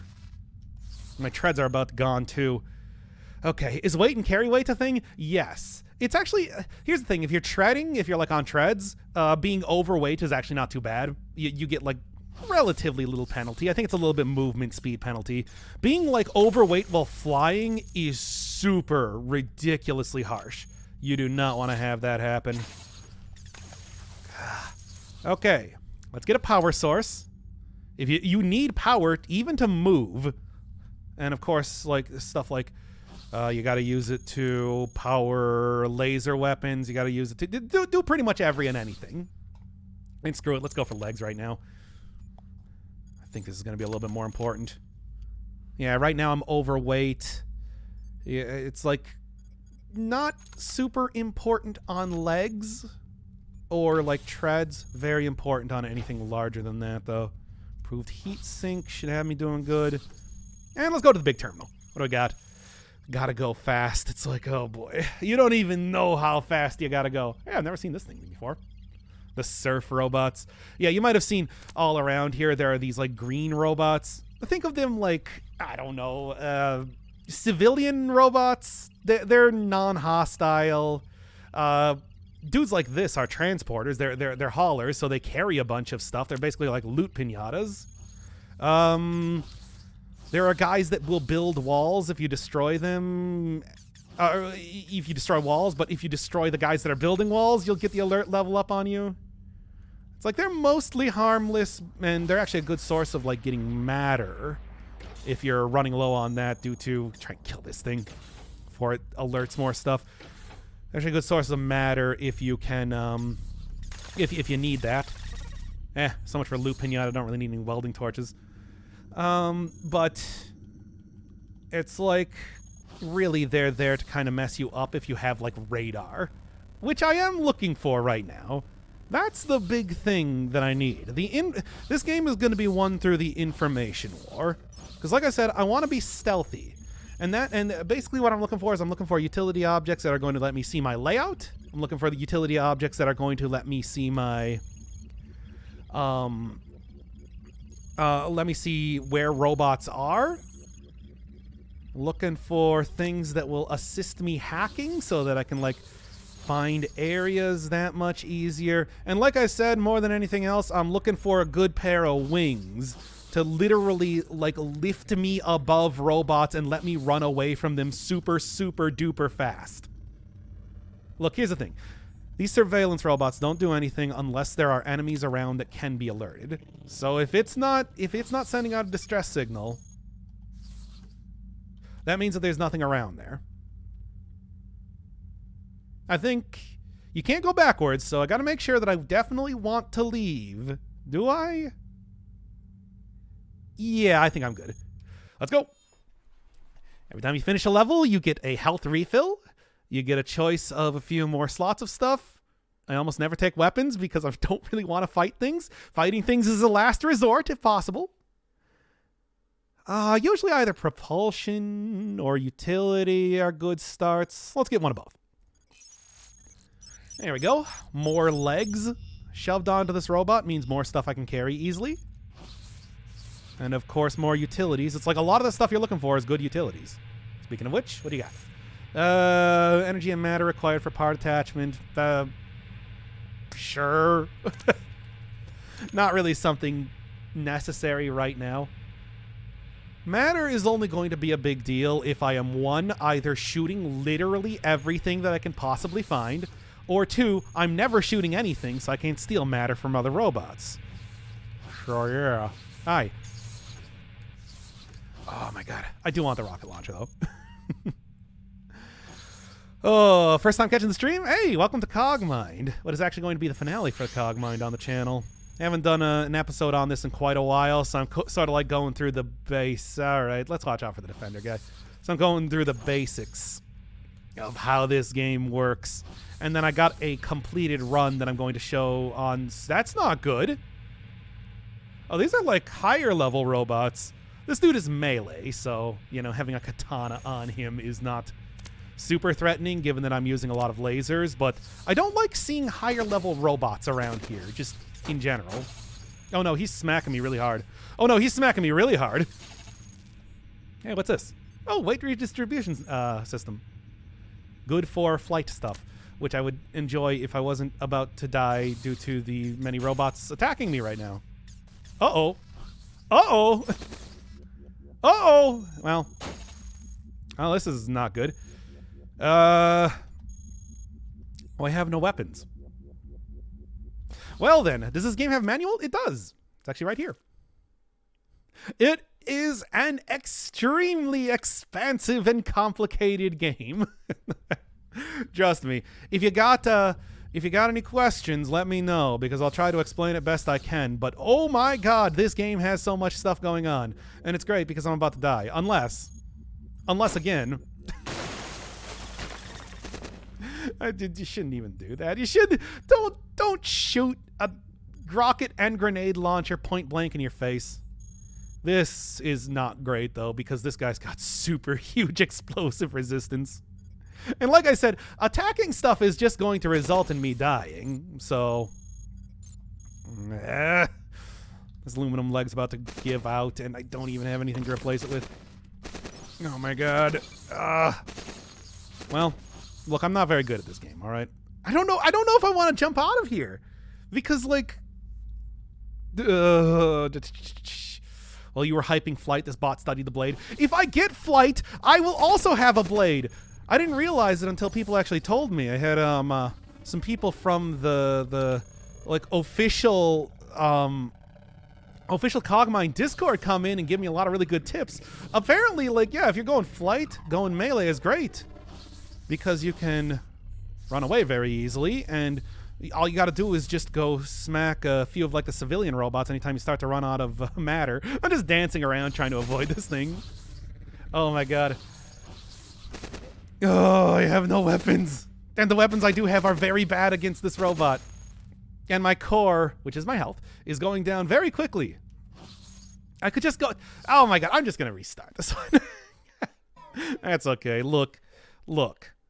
It's fine. I was waiting for the clean DLC, but this looks interesting. Oh, I actually just did that if you want to look a little bit earlier in the VOD.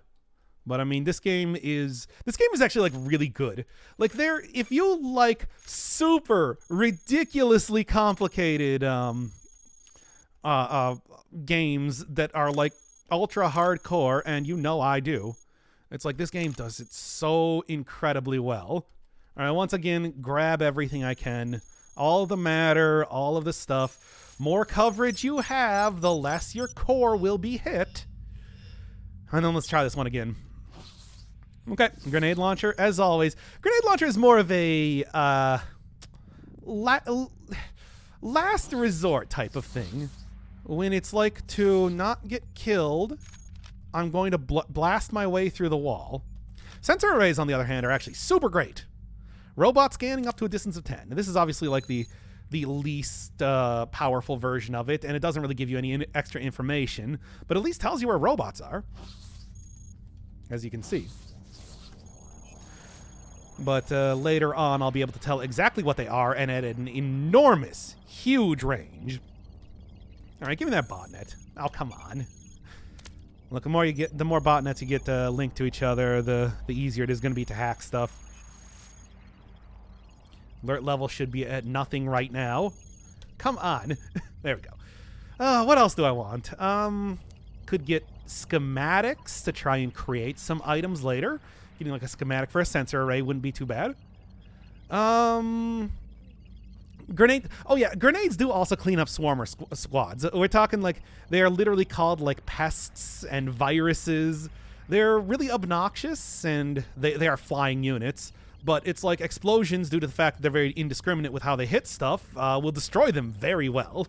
And that'll actually be a good strategy later if I decide to take out like a flying flying propulsion because they'll be able to keep up with me. Normal, like, just, you know, humanoid or, like, tank robots, I can just run away from, whereas flying units, not so much. But having a grenade launcher there to kind of take them out is a good idea. All right. Just want to say hello. Your channel is a huge part of my day. Hey, thanks. Really appreciate that. All right. I mean, you know, of course, I also did, like, explosions hit in a very large area.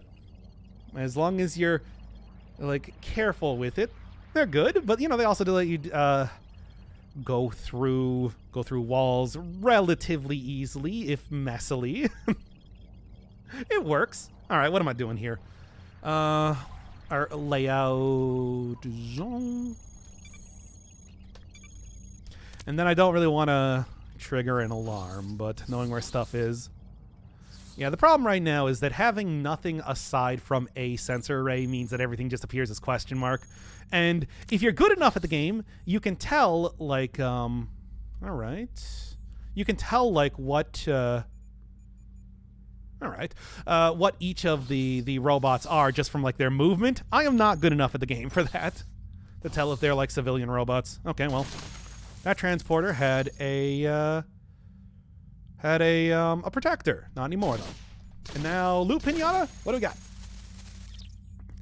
I mean, transport network coupler. If I want to go hardcore into hacking, that'd be great. Medium storage unit.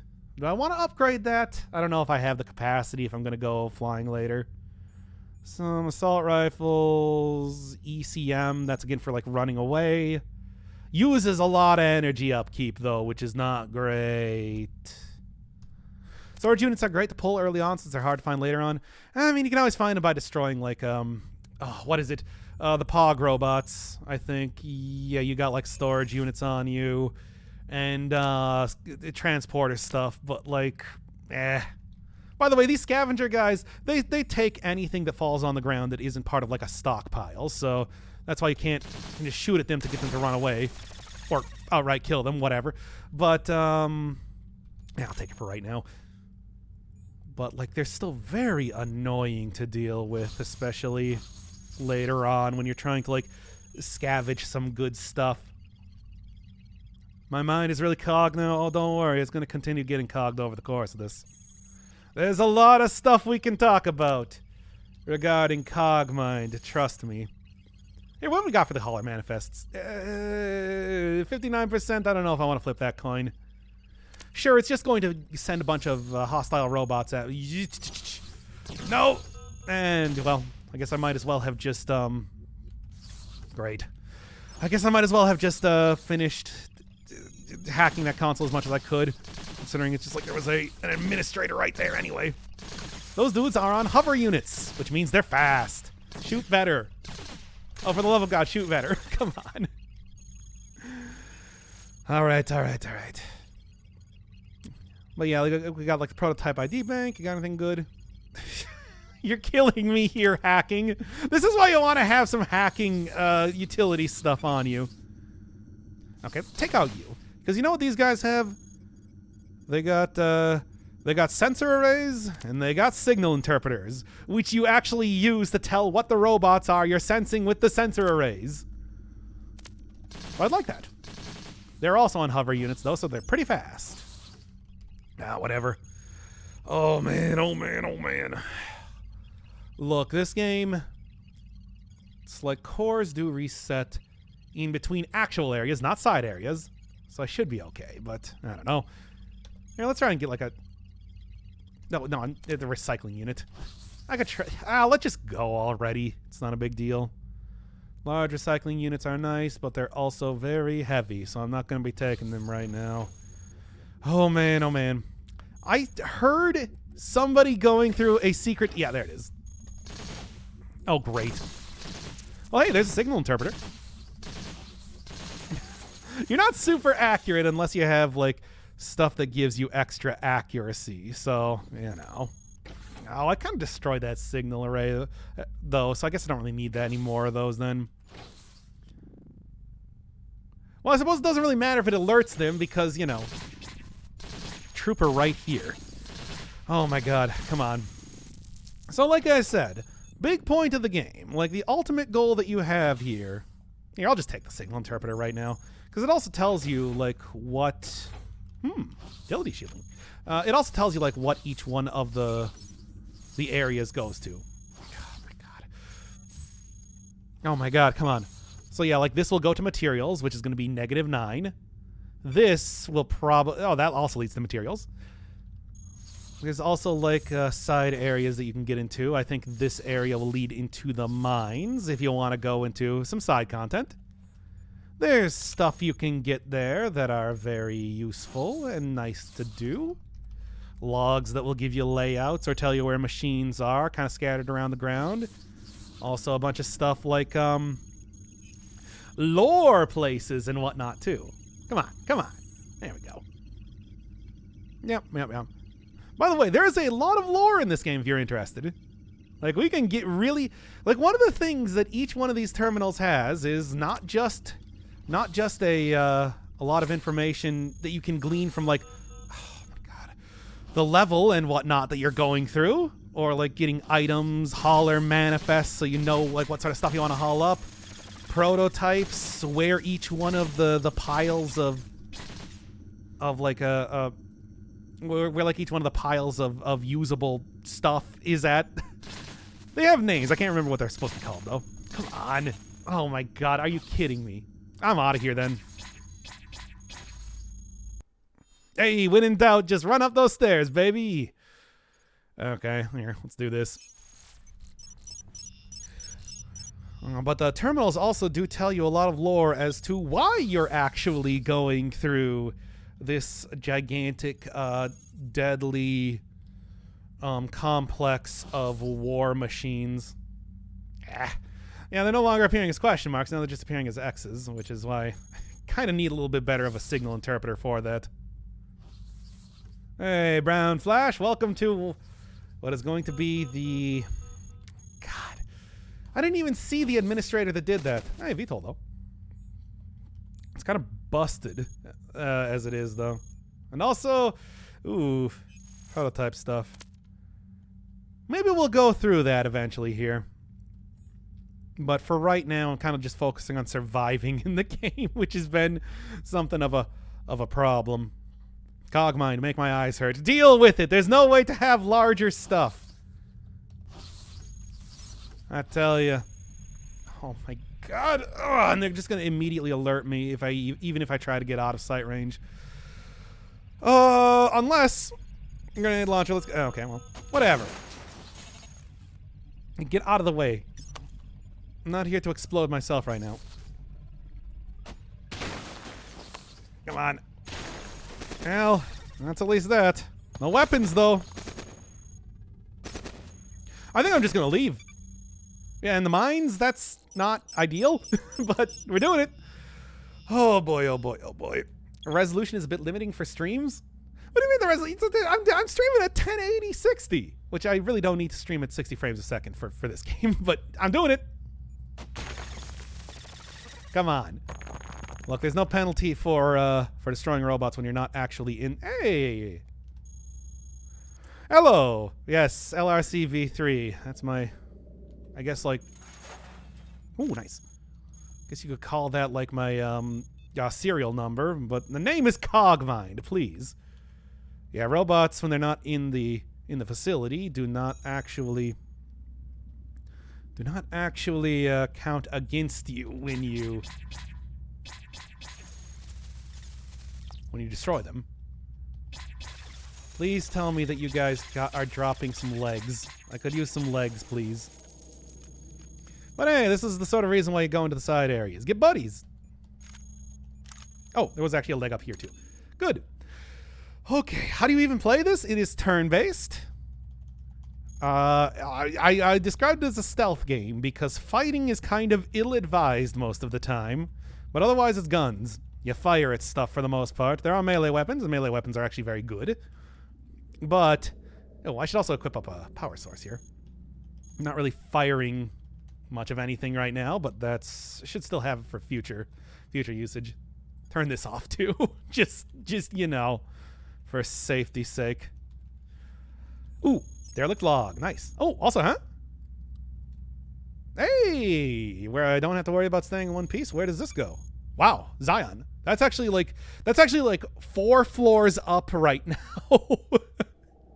So this is a big shortcut. Whoa. Let's go. Zion, is that a reference to the Matrix? Yes. A shop? Shop.sys? What do you got? Whoa, yeah, baby. Some high quality items in here. What am I looking for? What do I want, though? Take this, I suppose. Ooh, kind of heavy. On it. Whatever, I have all these sensor arrays, and it's like I kind of want to keep them in case it did get destroyed, but... sensor array, system backup module. Not really worried about corruption for now. Heavy ion cannon could be okay. Oh, isn't shortcut bad because you don't get enough levels? No, because the thing is, every time you go up a level, the quality of items around you improves. So, like, as long as you just can get a little bit of exploration, all you gotta do is make sure that you find some stockpiles of stuff around there. Or you just take like a melee weapon to one of the civilian robots and just like slice them up and steal their really cool good wheels and like what would we call it, power sources and whatnot. It's, yeah, I mean, I suppose that it's like, yeah, a shortcut could be considered a little bit of a trap, but I think that you're probably okay. The major thing is that you're going to miss out on other side areas that you might want to be hitting up if you feel like that. Claims 15 matter? Sure. I am still overweight, just a little bit, but let me throw down the gun while I still have my bodyguards around me. I really don't need this many sensor arrays. I picked up so many of them. The greatsword, on the other hand, I absolutely will take. Time to go start smacking everything. I'm gonna dump more sensor arrays. Throw on that. Replace the medium storage unit with a small storage unit. Still 1 unit overweight, which shouldn't be a big deal, but why is everything so small? Because it's a roguelike. This is like played on command line, you know? It's like, you ever seen like NetHack before? It's tiny. You get evolutions to make up for the skipped floors when you return to the main complex. Yes, that is true too. It's just like, you know, does this game require a high IQ to play? Not really, just critical thinking skills. It also requires, like, you know, a lot awareness of a ton of the mechanics in the game. Like, for example, right now I have what is this, Q? Like, I have advanced information on how much damage and like the type of damage and everything like that each one of these things does. But this is like actually kind of like semi-hidden from you otherwise. There's like a pretty advanced hacking and everything that you can do too. Like I said, is all about... Oh, something got destroyed. I hope that's not one of my buddies. It's one of the flying units. Oh, and it's not actually one of my buddies. It's one of the other random robots that are hanging around here. Not every robot is a denizen of the complex. Some of them kind of like live out here in their own cities. I'm going to try to destroy these things to get the flight units. Which I did. All right, well... Oh, I think I'm going to have to... All right. Replace this with something a little bit lighter. Yeah, I'm not going to need to have too much right now. But I do want flight. Come on. Shielding, still too much. I think I'm going to have to go with legs for right now, which is fine. I'll just grab a whole bunch of these flight units for later on. Yeah, baby. Grenade launcher. I'll find a better one of these. Famous last words. Same thing with this. Same thing with this. I just want to scavenge all of these things for right now. Still overweight. That's okay, though. Equip that up. And yeah, with a light ion engine, I'm going to have less power, but I shouldn't need it. As long as I'm just broadsorting my way through everything. Isn't this a robot game? Yes. It is. Oh. Ooh, logs. Material stockpile, which I'm going to be skipping because I'm going to be going to Zion. What else? What else? Would you play a Zachtronics game? Maybe? Depends. Yeah, like I said, it doesn't matter if you destroy... Oh. Yeah, what do you say then? Are you gonna give me a rocket launcher, you saying? Yeah, obviously. Take that. Alright, throw that on, whatever. I'll actually turn it off to make sure that I'm not running too low on energy, and then keep on schmoovin'. Alright, well, that's about that. This game can be played entirely with a mouse, by the way. It's just I usually go classic keyboard style, you know. Alright. What better way to play a robot game than CLI? Yeah, exactly. Get out of the way. By the way, is that a... Oh, that's a matter pod. I don't really need that. Alright, dudes, let's go. Like I said, this is gonna jump me up. Actually, only 2 levels. -7. But still, it's like... I am skipping quite a bit of the game. Who are you? Zionite? Okay, well, hi. Yep, I'm going.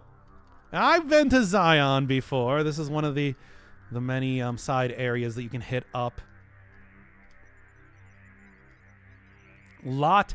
Oh, Craig! Yeah, I know you. You're the guy who has a pointy stick. A fairly decent melee weapon. Which I will take. Guess I'm gonna drop one of the flight units. That's okay, though. That clears corruption. Also tells them if you're of an enemy faction, make sure you don't have like the RFID chip on you, or you'll die. But it's nice to get. A lot of logs around here. A lot of lore to be had. This is basically the resistance of robots against the main complex. What you got going on in here? Another melee weapon. Makeshift spear. I think Craig's pointy stick probably going to be better. Isn't Zion a biblical reference? Yes. Of course it is a biblical reference, but this one in particular is a reference to the to the Matrix movies. Because of course it is. It's like, you seen this sort of game? You know how that goes. Transmission jammer, needless to say, good for the surveillance robots. System shield, pretty all right. I can probably take that instead of you. Good for hacking. And yeah, it's like, hacking machines reduces both detection chance. Yep, that should be good. Terrain scan processor might also want to take. Oh, actually, screw that. Give me the terrain scan processor and screw it. Basic signal interpreter. I need something better than that. Yeah, now look at how this goes. Just to map out everything around me. I'll be able to, like, makeshift sensor array is going to be better than a sensor array, by the way. By the sensor away. Take that. System shield, salvage targeting computer, hacking suite. Hacking suite is probably even better than the system shield, I think. I don't know. I'm taking it, though. All right. This is some good tech. This is some good hardware, let me tell you. This is the sort of thing that I need to be able to, like, actually figure out where I'm going most of the time. Now, of course, ideally... Ooh, these are for hacking. Could be good. This is the sort of stuff that is going to be very good for sneaking around. When I know that I can, like, smash my way through a wall and go and... Hey, A8, too. And you know... not find myself in a bunch of rubble, for example, but find myself in another room. Yes, if you would. All right. So now I can go to a terminal and summon a few more buddies, especially because my buddies that I have right now are probably not long for this world. The A-series robot, important part of the lore. Once again, we can talk about that a little bit, but... Look, we got like another hour and a half sort of run coming up here if this one is unsuccessful, and it will be, because this is a hard game. This is a very hard game. All right. System shield, more hack tries. Hacking suite, more successful hacks. Former doesn't do much without the latter. Yeah, true. And it's like, but I don't have the utility slots because I've skipped a couple levels right now, haven't I? Recycling area. It's like, I've been there before. It's hard to go through. I knew is about to be true for me as well. So yeah, like I said, that this is a good place to get like a lot of lore for the game. 1.5 hours of this? Yeah. Self-destruct interrupters, I never figured out how to use those. For the most part, it's like, if I'm playing it right, I shouldn't be having my alert level get high enough to actually get robots to self-destruct after me. Kind of the important part.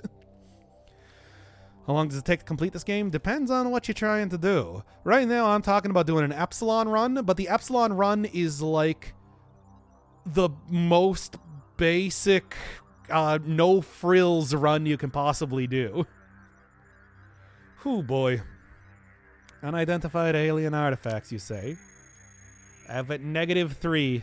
Maybe we'll go check that out. Yeah, did you know there's aliens in this game? Oh, man. I've been hinting at it. Maybe I should actually give you like a rundown of what the plot of this game is. Because there's stuff going on. I mean, basically all you need to know is that you are in a complex full of deadly, deadly robots trying to get to the surface away from said deadly robots. You're currently on Tau Ceti 4 in a neighboring galaxy. Why are there alien artifacts around here? Well, I can tell you. I mean, basically, like I said, the major way that you get a lot of information in the game is by hacking terminals. And those terminals give you, and those terminals can also be queried to give you like specific information on, well, like topics of interest. On the very first level, you find out about Earth. What's your deal? You find out about Earth, and you find out that in apparently, what was it, the late 22nd century, I believe, that overpopulation was starting to become a serious enough problem that basically a bunch of ships were created to colonize the stars.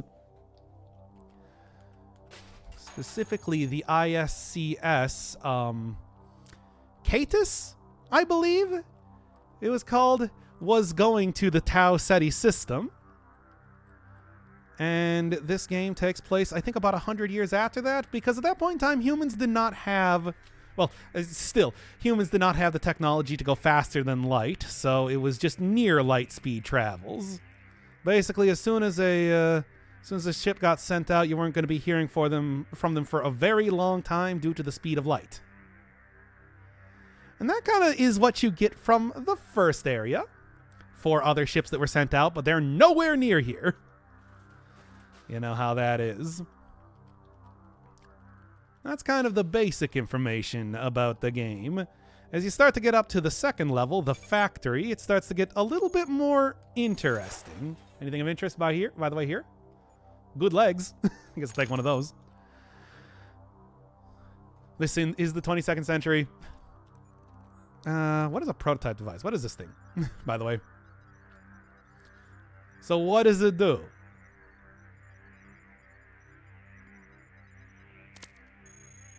So what is this? Here, the processor, I think. No, that's one of those things that if I throw down, it's going to be destroyed. It needs 2 slots? I'm not doing this. Whatever, get out of here. I don't know what this is, but I'm not going to even bother with it for right now. So as you start to get up to the factory, more information comes available for you to be able to hack from the... Here, get over here, you guys. More information becomes available for you to hack from the mainframe. And basically that starts talking about, well, some interesting stuff that started happening on Earth, basically a few decades after the first ISCS left. What happened was that Earth was attacked by aliens! That's right! Aliens! And they're not just aliens, they're super hyper technologically advanced aliens, referred to as the Psijics. And due to their extreme technology, including but not limited to faster than light travel, yeah, like regenerating armor, incredibly powerful weapons, and even the ability to teleport through subspace. That's right, that is something possible to do in this game through the alien artifacts that Earth did not stand a chance, and humanity has been entirely wiped out. However, before that happened, they did send out sort of like a signal to each one of the colonizing ships that that was going to happen. That it's just like, you know, hey, Earth is done. It's done. Everybody's dead. These aliens just took out everybody. So that's kind of a problem. Basically, while there are some ships out there able to colonize the stars, the second that any of that's going to happen, well, the Psijics are now out there. And they're going to basically immediately attack anybody that sets up a civilization. It's not great. It's not a good situation for humanity. So what to do? And what does this even have to do with what I'm doing right now, you might ask? Well, simply put, a plan was designed, Project Seraph. So they're going to send down a terraforming robot to Tau Ceti 4, which you might realize is where I'm at right now. And they're going to create a human city. The human city, is going to be fully erected, basically to have humans live in it. However, no humans were ever intended to live inside said city. And in fact, what happened was there was a gigantic complex, much like the one I'm currently in right now, that was built to pump out tons and tons of combat robots, so that the second that a small warship or like a reconnaissance ship or whatever from the Psijics was brought down, they would be immediately mobbed with an endless amount of robots. Obviously, you can't really take on the Psijics by yourself with like the level of technology that humans have, but maybe if it's just one, ship full of aliens, you can do that, right? Right? And then basically after they're taken down, then the technology was going to be harvested, studied, and then have all that information beamed out across the galaxy for every remaining human civilization to be able to use to try and combat the Psijics in whatever way they possibly can. Why do the aliens want us dead? No idea. We couldn't really ask them because they killed us all. You know how that goes. And now here's the thing. Oh boy, stay away from that guy. Hunter robots are dangerous. Here's the thing. It worked. It actually worked. The fake human city was created. Psijic sent down a ship called the Leopard. Ugh. Sent down a ship called the Leopard, which was intercepted by the terraforming AI. Had a million. Damn it! No, that should actually work just fine. No. I thought that was an overweight warning. It's not. The aliens, though they were able to kill a lot of robots, they weren't able to kill a nigh on infinite amount of robots. And all of the alien technology was gotten from the ship. I'm gonna dig my way through here. Ah! Go! Yeah, unfortunately, the faster than light drive within the ship was destroyed during the ensuing fighting, so ain't gonna get off the planet. However, it's just we do now have access to super hyper advanced technology. But, and here's where the problem comes in. As you can see right now, I don't know if you've noticed this, but the terraforming AI has not shut down and started broadcasting all of the information. No, in fact, what's happening is that the AI is currently using the information gotten from alien technology to create a whole bunch of other robots right now that are, currently attacking me and just generally being a pain. That should be good. It's man. So basically, it worked because of RNG or because it wanted to work? The plan worked because basically it was just a reconnaissance ship. It was not like an actual warship. I should shut that down immediately. And basically for years they had been building an ungodly amount of robots to totally and completely overwhelm the aliens when they got down there. First thing that happened was they destroyed the faster than light drive in the ship so they couldn't escape. And then basically, although they were able to kind of take down a lot of robots for a very long time, Seal that access, please. Thank you. That's where the dangerous robots come out of. They were eventually taken down and beaten. But yeah, that leads us to kind of where we're at right now. In the very heavily fortified robot factory that the terraforming... Come on. That the terraforming robot created, fighting against what might be a rogue AI trying to, you know, instead of just broadcast all of the information out about said alien technology, trying to use it for its own means. What might those be? Who knows? We might find that out over the course of this, but I have not actually figured out the answer because, you know, oh god, there's so many. Read properly? Or what is it? No, I read it wrong. No, I didn't read it right. I'm sorry. You're right. Oh my god, I'm just looking for flight units around here. And okay, well, fell in the chute anyway. Cool. Oh my god. Well, this is a great time. You can get some really advanced technology in here, but it's just like, not bad. But it's like this is also an incredibly dangerous place to be at, unless there's nothing very threatening in here right now. I would love that. No, it's just super broken. Okay, cool. Oh my god. ASCII resolution. I'm not going to stop the stream purely to try and is it better than the... it's not really better than the other thing that I'm working. It's not even functional, apparently. Which I don't know how you can have a non-functional slashing weapon, but here we are. Nothing's attacking me yet, which I suppose is good.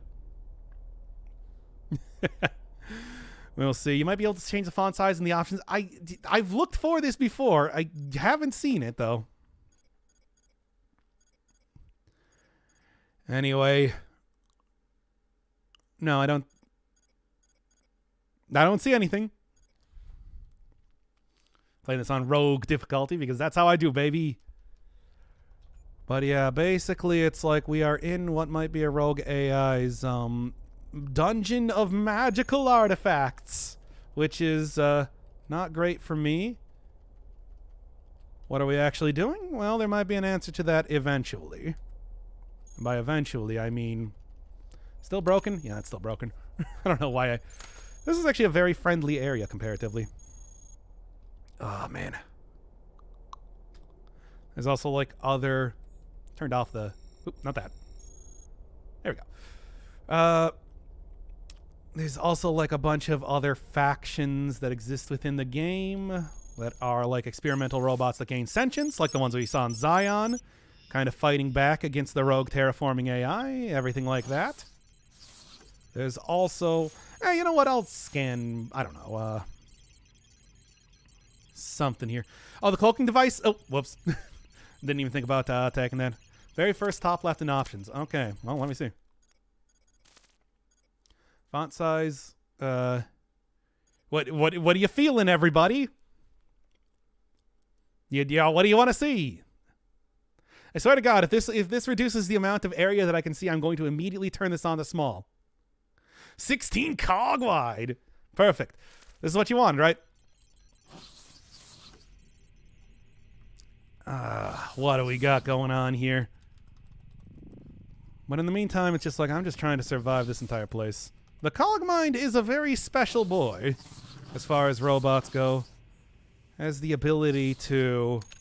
Yeah, sure. Has the ability to evolve in a way and also equip up items that few other... Well, that I don't think any other robots can. Oh, man. Made it smaller? Well, what? Do you want to try a different one, then? What are you feeling? What are you feeling, then, instead? Because I'm willing to use whatever. Here. So what do you want to see? What do you want to see? 12 small calves? All right. There we go, everybody. Hopefully that'll make it a little bit more possible for you to see on your screen at home. Ah, damn it. Oh, boy. I'd really like to not have to fight everything once again, but I guess I do have this good greatsword, which should... Oh, great. No, that's not good either. Got one. Give me the legs, baby. I need them legs. I need so many legs you don't even know. Why is it even smaller? Okay, fine. Which one do you want then, guys? I tell ya, it's just like, I can't please anybody here. So, what do you want to see? What do you want to see? What are you feeling like? What are you feeling today? What's the flavor? What's the flavor of text that you would like to see? The largest one? Which one's the largest one? We can go A to Z. Whatever you're feeling. Come on. Anything? Anything? Gonna give me just... Nope, just you. You want you? We can do that. All right. Not alphabet. Oh, come on. Well, unfortunately, I'd like to take out that rocket launcher, but I think that these machines around here might be explosive. Maybe? Fusion modulator? Oh, no, that's definitely explosive. Oh, yeah, it even has a damage count. It's like, yeah, what are you even thinking? Z, the last one? Okay, got it. Cogwide, baby. Back to it. Okay, but no, you do want the one at the very bottom. And we're back to the exact same thing that it was before, you dumb idiots. Oh my god, I'm gonna die here. I lost my greatsword, which is maybe the most damning thing of it all. I'm gonna try to just go for Craig's. Okay, if I can take these things out, I'm gonna lose my terrain scan processor and everything, which is not great. But you know, I'll be fine. Come on, please, just stab him to death. Okay, well, this is not working out in the way that I want it to. Run! Oh, here it comes, baby. Really? Well then. Can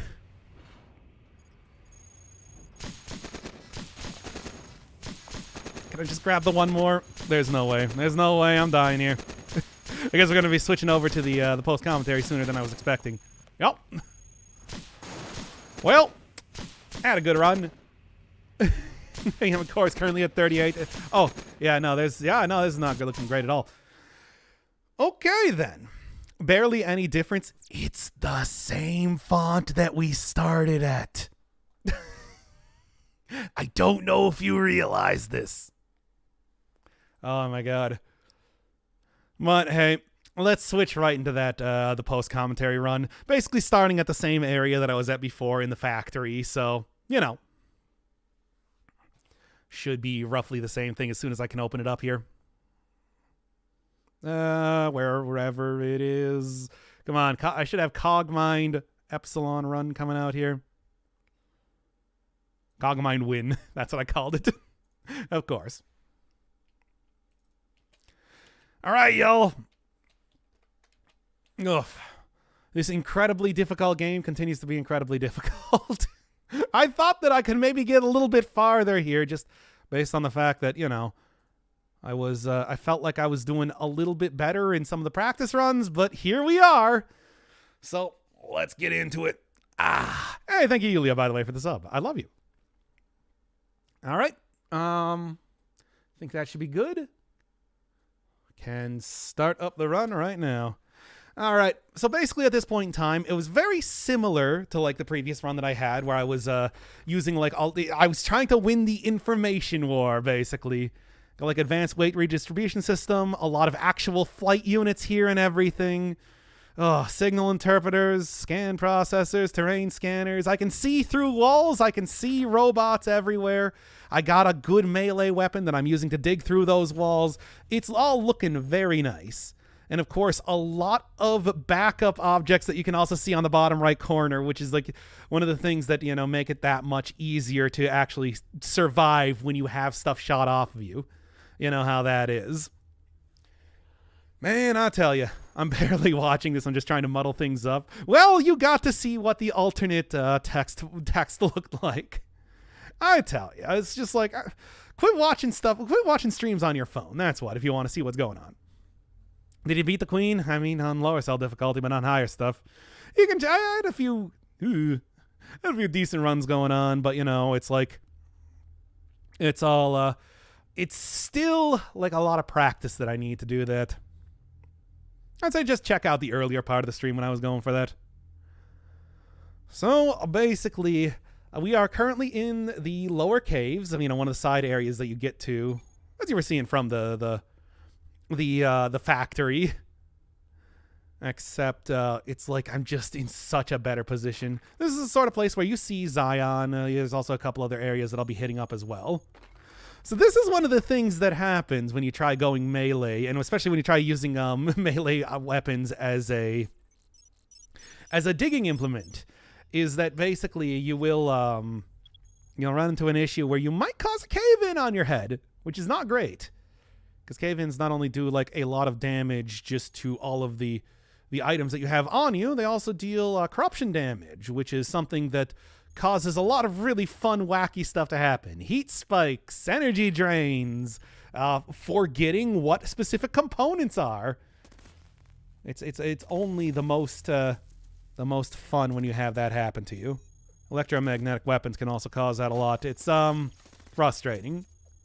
Obviously, like I was saying, it's just like once you get some good, like the melee analysis suite is helping me increase my accuracy a lot against these guys. It's something that I really should have had on earlier if I was going to try meleeing flying units, you know what I'm saying? But it's like, look, for the most part, since I got all of like this good information here to tell me like where stuff is, layouts, robots, whatever you want to name, it's like I shouldn't need to fight too many things, and that's kind of the plan right now.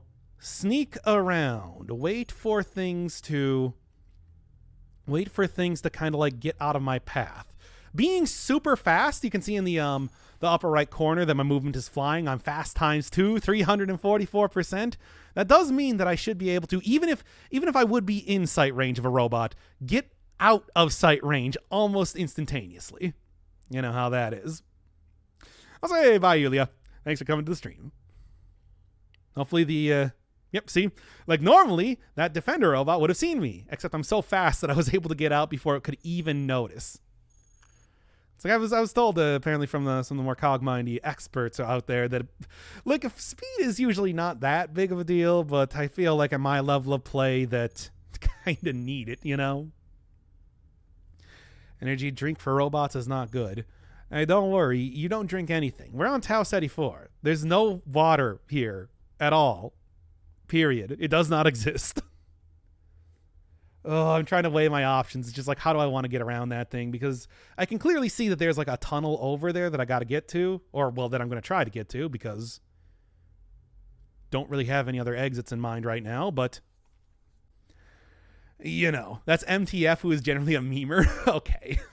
I don't know. Y'all were telling me that it's just like speed doesn't matter. Like I said, you can tell by the way I'm playing that it's just like I'm going super careful. I'm sure that if you're more knowledgeable about the game, that it's like you probably wouldn't take risks by having a bunch of rubble fall on your head. That's I'm doing it anyway. It's like, was that really better than just flying past that defender robot? It's a question. It's a question to be asked. But I did it. Look, for the most part, it seems like having roofs collapse on you as you're doing your mining work is not a super. I was just attacking one of the neutral robots. As you can see, all the other robots then immediately go swarm in there too. So I think that maybe digging my way through was actually a good idea. You know how that goes. Robots drink booze and or oil. This robot is currently being powered by 2 light angular momentum engines. I mean, it's ion engines, it's quantum reactors, vortex energy-based stuff, whatever you want to say for like high sci-fi sort of concepts. This game probably has in one way or another. I do think that those robots above me are the ones that actually will... No, they're not. They just got like fast melee weapons. But they're also should be on my side. Or if they're not, I'm not going to go talk to them. You know how that is. Ion engines have Purple Pro's way of describing a standard chemical battery. Fair enough. It's batteries, though, you know? Okay, made it through this into another one of the side areas. Much like Zion, you also get other characters. This guy called Data Miner, otherwise known as the Oracle, because Matrix. Gives you a lot of really good information. Codes that can be used to open up stuff later on. Just like information on some of the Trojans that I was using earlier. Schematics to build your own buddies using the fabricator machines you'll find around. Not super useful because all the characters that you usually find that are friendly are, extremely trigger happy and will try to attack literally everything that you come across, which is not generally the best if you're trying to go stealthy. But, hey, you can build them if you want. Anyway, also get just like a lot of schematics for some very high tier objects to build the fabricators otherwise. Stuff like light regenerative plating is very nice. Block stuff also regains durability points over time. It's pretty sweet.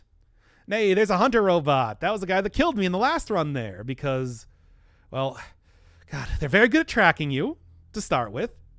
So if they see me... Yeah? Did they? Okay, no, they're just attacking some other robot around here. I think that's actually a dude Data Miner sent with me as kind of like a bodyguard. Yep, that's the one. Cogmind is a lot more resilient to EM damage than other robots. Most allies get eroded pretty quickly by programmer dispatches. Yeah, and that's the thing that happens. It's just like once you get to a certain point in the game, they start sending programmers after you, which are dudes with hover units, very fast, and electromagnetic guns, which cause corruption. Cogmind can deal with it. I'm not going to say it's ideal, but especially if you can get in a bad position, getting corrupted a ton is not good for you. Quite bad for your health, in fact. But allies, on the other hand, are going to get destroyed by that constantly.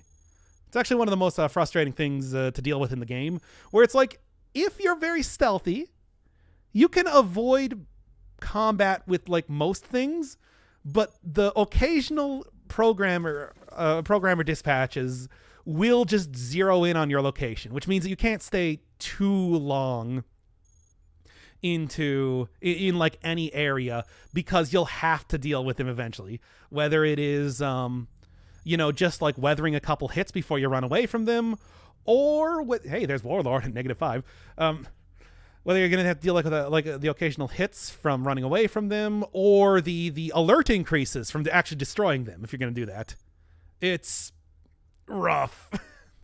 But that's why it's like you can't just wait around, kind of like for example, trying to win the information war like I'm doing here. You can in the side areas, just not in the main base. That's why. And allies get melted eventually anyway, regardless of how cool and awesome the versions of them you are creating. And I mean, I can create stuff like super powerful robots with the stuff I got from Data Miner. It's just, they're gonna be very trigger happy, and they're not going to be very tanky against a lot of the onslaughts I'm going to be encountering. Can you use code injection in the command line? Well, actually, one of the things that I was doing earlier, it's like you have a bunch of, whenever you get to a terminal, you have the option of like choosing a bunch of,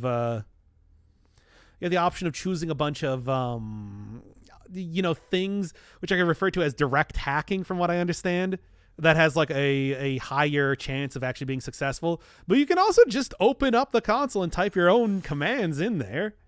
You get like a hit on the chance of success, but it makes it that much easier to find what you're looking for. There's the cloaking device. See, I do know about the cloaking device. I just didn't think they were that good. There we go. See, this is why having terrain scanning is very nice. Oh, man. I'm not going to go in there. Because those things might spring to life at any second and just totally ruin my day. One of my propulsions is already like on its last legs, as it were. But if you're talking about like actually going into the command line and injecting code for like this game, no, that would be considered cheating. All right, back into the factory.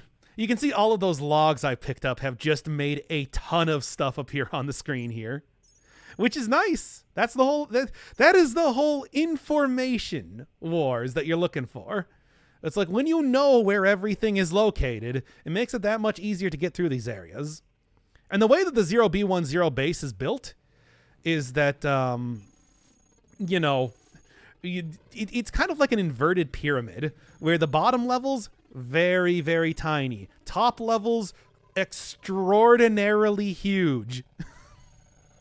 And basically, that's why you can't just like go and fully explore every single area. Not even because of just the constant programmer attacks, but because, you know, you're going to be like hitting you're going to be just like going around here for like hours, or at least it'll feel like it. Hey, fabricator right there. You can go and build one of those really nice things. Though the fact that it's being guarded by something is made me kind of think twice about doing that, you know? Cloaking devices are kind of expensive. They do give you a bubble of space, which you can see enemies and they can't see you, but optical processors are cheaper and accomplish the same thing. Yeah, optical processors are just like, there's two different types of utilities. Well, okay, not like literally, but there we go. All right. Here's where I got all the good stuff. There's like all of the buddies that I can create. But as you can see, there's like better things here. Regenerative plating. I mean, I knew that it's like, I'd like that. But I would also like, you know, come on. Yeah. But I would also like, at least for right now, some better propulsion. Like one of my propulsion things is about to go down. And the more... This is not real time. I mean, you can actually... look at it. It's a video. Yeah, this is the post-commentary run that I'm doing right now. But look, I remember what I was thinking when I was playing the run here. Hence why I let's play VLC. Yeah, I know it's VLC. Everybody make fun of me for using VLC or whatever. You're not using blah, blah, whatever. Super video player plus. With 100 mods to make it so that you can play up to 8K video style, blah, blah, blah, blah, blah. People always tell me the VLC. I don't know. Maybe I just come from a time when, especially for people watching subtitled anime, that it's just like, oh, VLC was a meme. But just trust me, it was at one point in time. Just look, VLC can be like...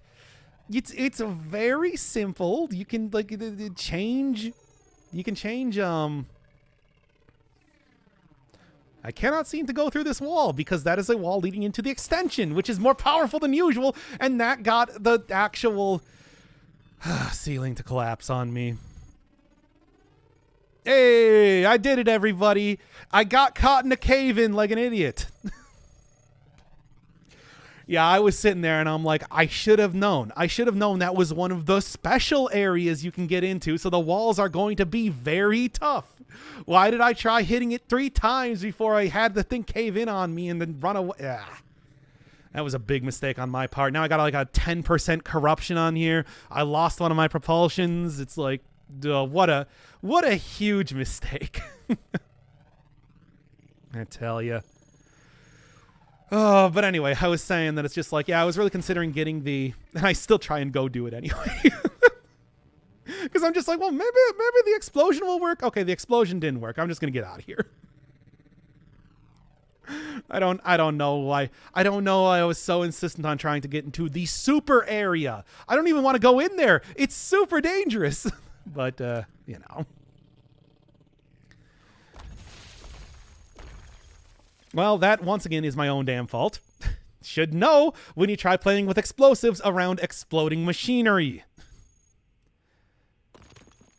Good stuff. At least I remember to unequip my my rocket launcher before I, knowing that I was corrupted 10%, because you could just have that stuff misfire, and that includes exploding, like, super weapons that you have on you. Oh, hey, improved melee analysis, sweet. Good. Oh my god. Is it still the pre-recorded win? Yeah, for another hour and 10 minutes. Sit back, relax, and strap on your seatbelt, because we're going to be here for a while once again. Oh, man. Hey, I actually got a successful hack on the branch points. So you know what that means. We're going to the branch points. Not to the extension. Good God, not to the extension. The extension is just... Oh, that place is just death. That place is just death. You'll die. Don't do it. But the other areas, the upper caves, why not? Get stuff like Data Miner, get stuff like Warlord, which is going to be coming up here. And security doing good. Still a low security. If I can keep it at low security, I'd love to. You know. Extensions geared for builds that can handle a fight, which Flight generally does not do. Yeah, sure is.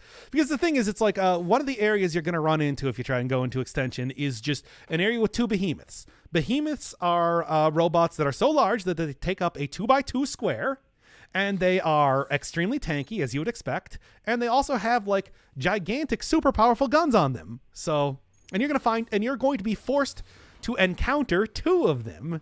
It's not worth it. It is so incredibly rough.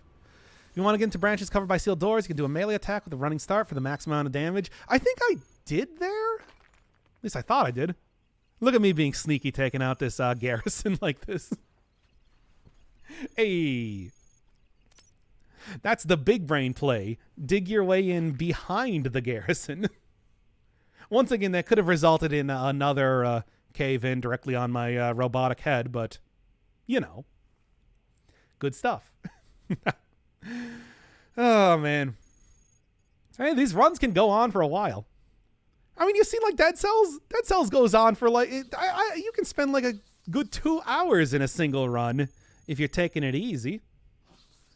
I mean, with the speed that I go to, it's usually, you know, more of a, like, hour and a half, but that's still a long time. Heavy shock bomb. I believe that's electromagnetic. Which, yeah... I mean, after being corrupted 10%, I don't really need any more corruption on that point. Oh, but yeah, I was looking around here. I'm trying to destroy some of the observer units in an attempt to try and, I don't know, like, oh man, my energy is super bad. I need some better power real fast. Or turn off some things that are not doing me any good. Yeah? Still not good enough? Well, anyway. Yeah, it's like just try and destroy those for like the sensor arrays or the signal interpreters, just to make sure, because the sensor arrays can get shot off of you pretty easy. The signal interpreters are those they're like microchips. Microchips have no weight, but they get destroyed after you take them off. So, you know, it's kind of a give and take. That's kind of the major difference between a lot of the utilities you're going to be encountering.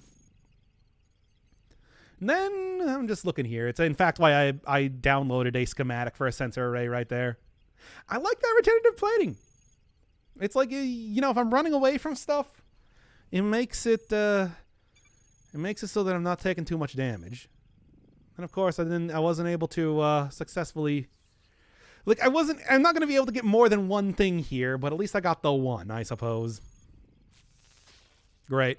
There's the programmer units we were talking about. Well, that's my own fault for ignoring him and trying to focus on going through the... yeah, I was just trying to focus on getting that fabricator to work for me, but it's like, now I got the programmers here. Yeah, just trying to make sure, because if you don't have the energy, you literally cannot move. Disable that so I can fly over things. Improved sensor array, nice. Oh my god. Once again, I don't want to get the alert up on me, but I also don't want to die because I'm trying to just constantly run away from these dudes instead of, you know, just smacking them once with the lance. Now, here's the thing. They're going to dodge. They're flying. They're hovering. They're fast. They're dodgy. But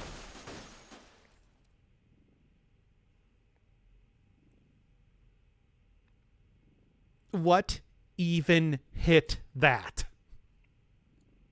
What even hit that? Anyway, continuing on. Oh, and also look in the upper left there. Look at all those robots that are about to come attack me. Good stuff, good stuff. Oh, Jesus Christ. You know what? I don't want to fight anymore.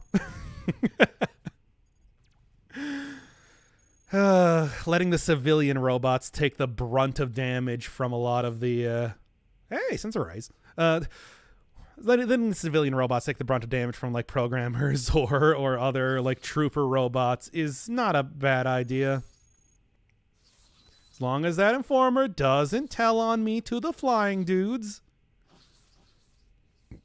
And being flying, I'm actually faster than it, so, you know. Shouldn't get within range there. The energy, though, it's like I am just... God, my energy is so bad. And I don't want to accidentally run out of energy here. Okay, slowly. Programmer's coming up.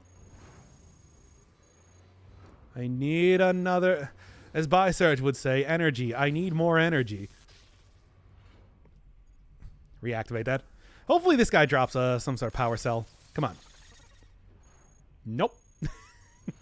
Look, here's the point in time where I was just like, programmer missed a shot and hit the reactor. That's what I thought. That's the only thing.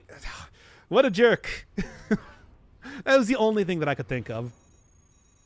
And here you can see this is the point in time where I'm just like totally taking out my rage at civilian robots, attempting to just have them drop some sort of energy source here. Good God.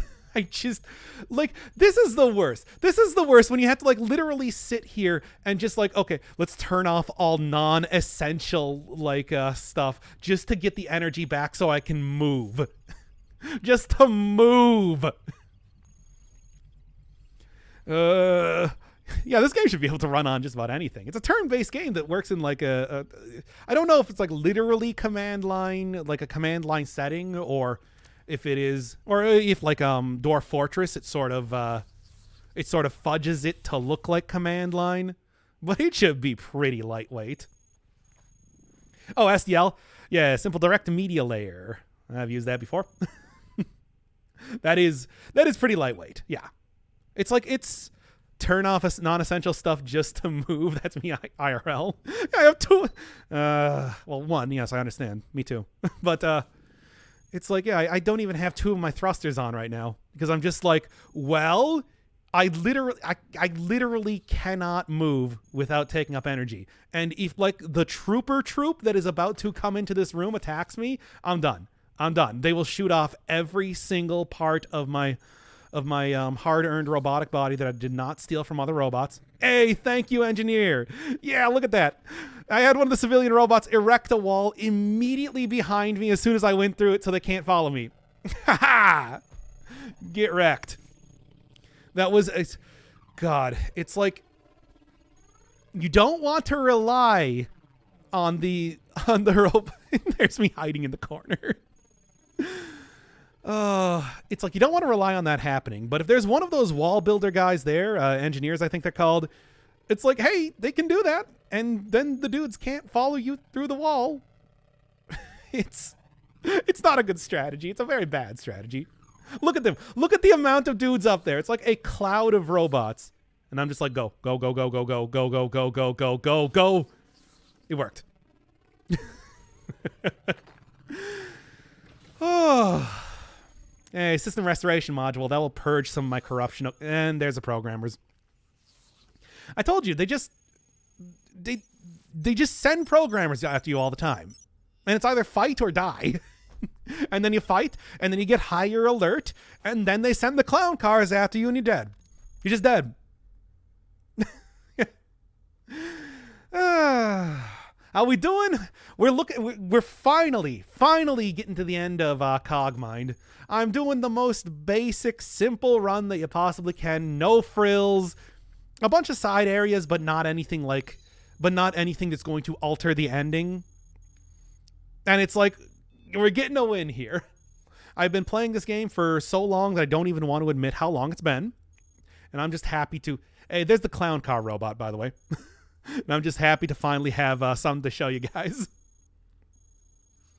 So yeah, that's the dude that will unfold into like 5 trooper robots, or maybe programmers, or maybe pests, or just anything that you don't want to see. Don't get within sight range of it, or you're not going to have a good time. If you cause a big ruckus, they start sending those after you en masse. They're horrible. Just horrible. Oh, but you can see it's like the major strategy here is sneaky, high information, and just an absolute willingness to dig my way through walls, which might result in me not having a good time, but usually is probably okay. As long as you don't risk trying to dig your way into extension, which you didn't even want to go into anyway, because you're not using a build that can at all take on the gigantic super robots that will kill you. Because they will. I use Cogmine just fine. I just bought it on Steam. Hey, I like this game. This game is like super good, by the way. Of course, I also like traditional roguelikes, so, And this one is very much like Rogue, except with a very different type of play style, needless to say. I'm like, yeah, I'll throw a few bucks. Why not? Highly recommend anybody that's watching this that wants a real good challenge, or if you just want to play on like adventure mode, it's not nearly as bad. It's like, this game is huge. This game is hard. It do be looking very complex. It's like, oh yeah, man, there's so many. Like here's the thing. Yeah, going into extension, you want to get like a build for fighting. This is not a build for fighting. This is a build for running. And it's like, that's an entirely different old kettle of fish, And it's like, you get there's other stuff you can find in there. Go take down like the security hub for one of the security hubs for the entire complex. That's part of your end goal of going through there. Sneaky. Scary. Now, I'll be honest, I probably want to deal with the non-hunter robots rather than the hunter robots, but it looks like as long as nobody's looking in here, just sneak right past. There we go. This is a winning run. This is an Epsilon run, which is what the basic run is called, when you don't do anything else aside from just get to the surface. And for me, with the amount that I had played this game, I'm totally satisfied with just getting a winning run. Ah, dang it, it's too heavy. Shouldn't have had that. But that would have actually had me be at positive energy.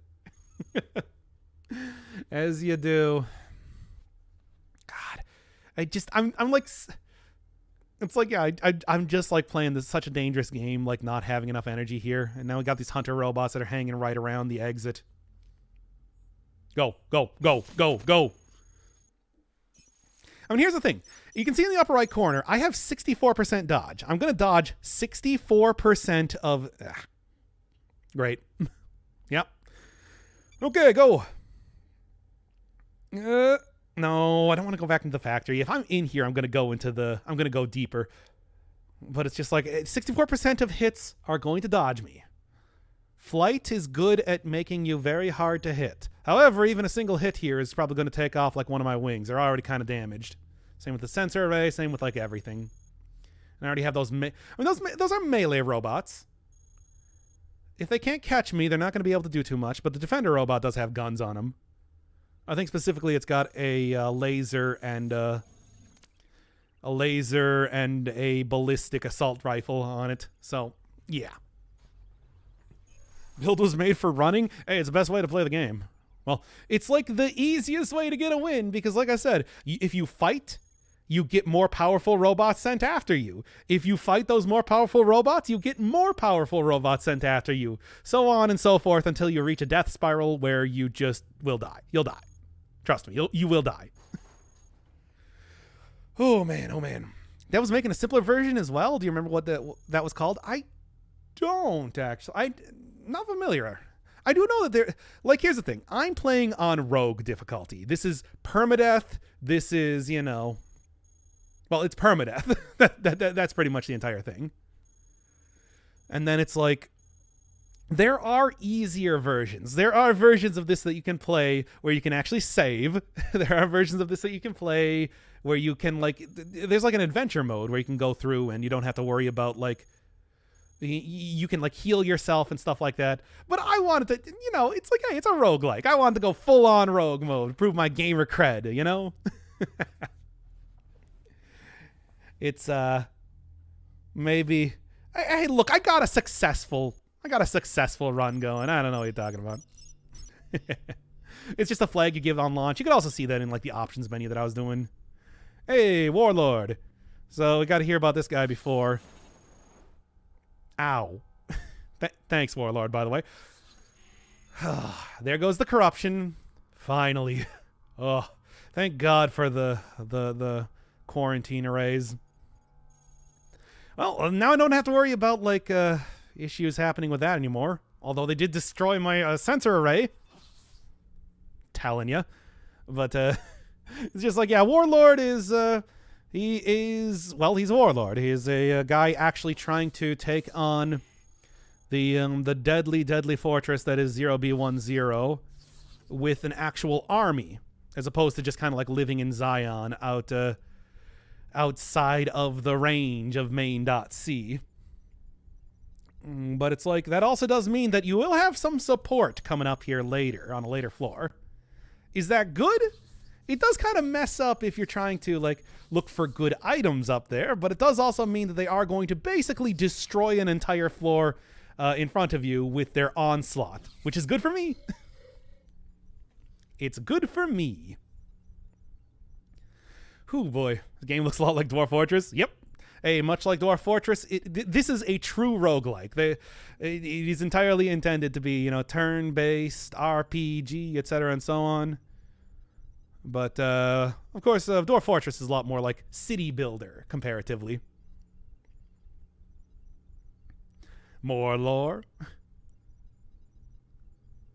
And also, like, you might remember earlier, Data Miner did also give me a code for getting into Warlord's stash, which I'm about to do in 5 seconds. So I hope Warlord doesn't mind that I'm about to steal all of his cool prototype equipment. See, this is why it's really good.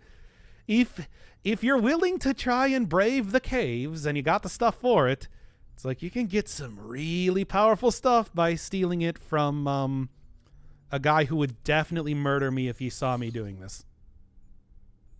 There's also the God Mode robot. And that's the fake one. Good stuff.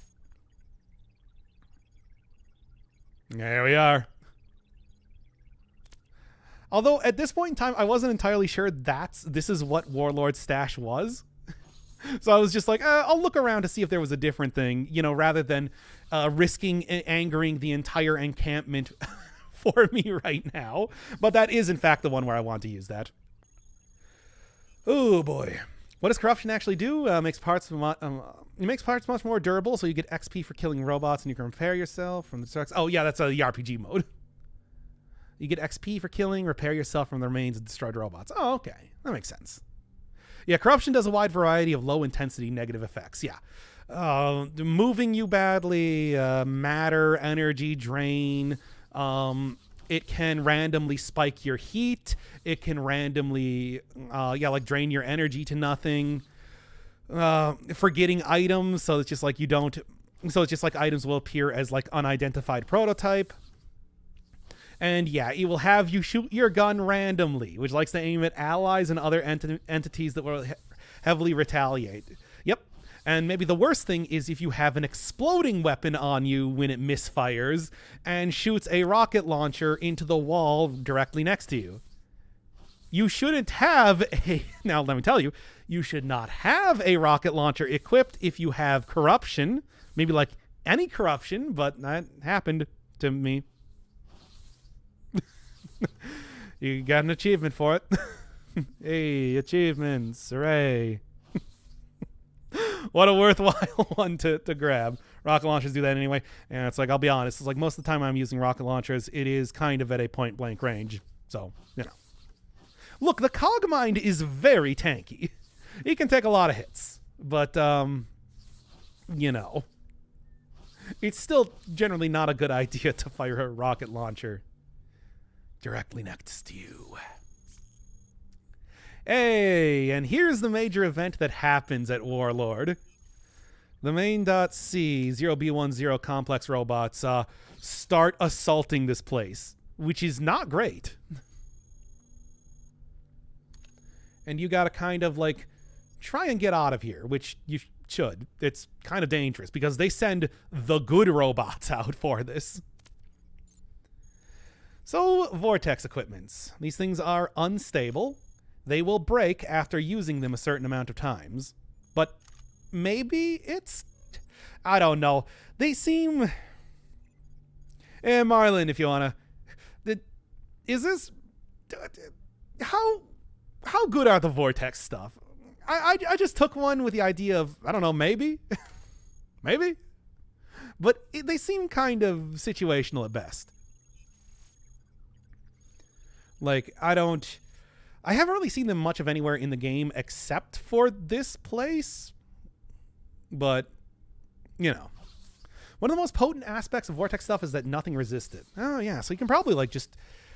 good for fighting. But it's also like it does take up a slot and everything. Oh, makes it excellent for breaking bear. Really? Oh, damn. That would have been super good to know. Yep, okay. And here's where I confirmed yes. And hey, I got an achievement. All right. Hell yeah, dude. Give me the good stuff, baby. Up to fast times 3. Let's go. Excellent. So that I should have taken. If I knew the vortex lance could just like break its way through anything, I would have definitely like kept it to end game. Because of course, you know, the exit to the surface is protected by a barrier. Oh, that is powerful. That is a powerful power source. However, it is also incredibly heavy. It's like 35 here, and I wanted to really make it work, considering how like just the sheer difficulty I'm having with my power supply. But if I can't, it's just too heavy. It's too damn heavy. Yeah.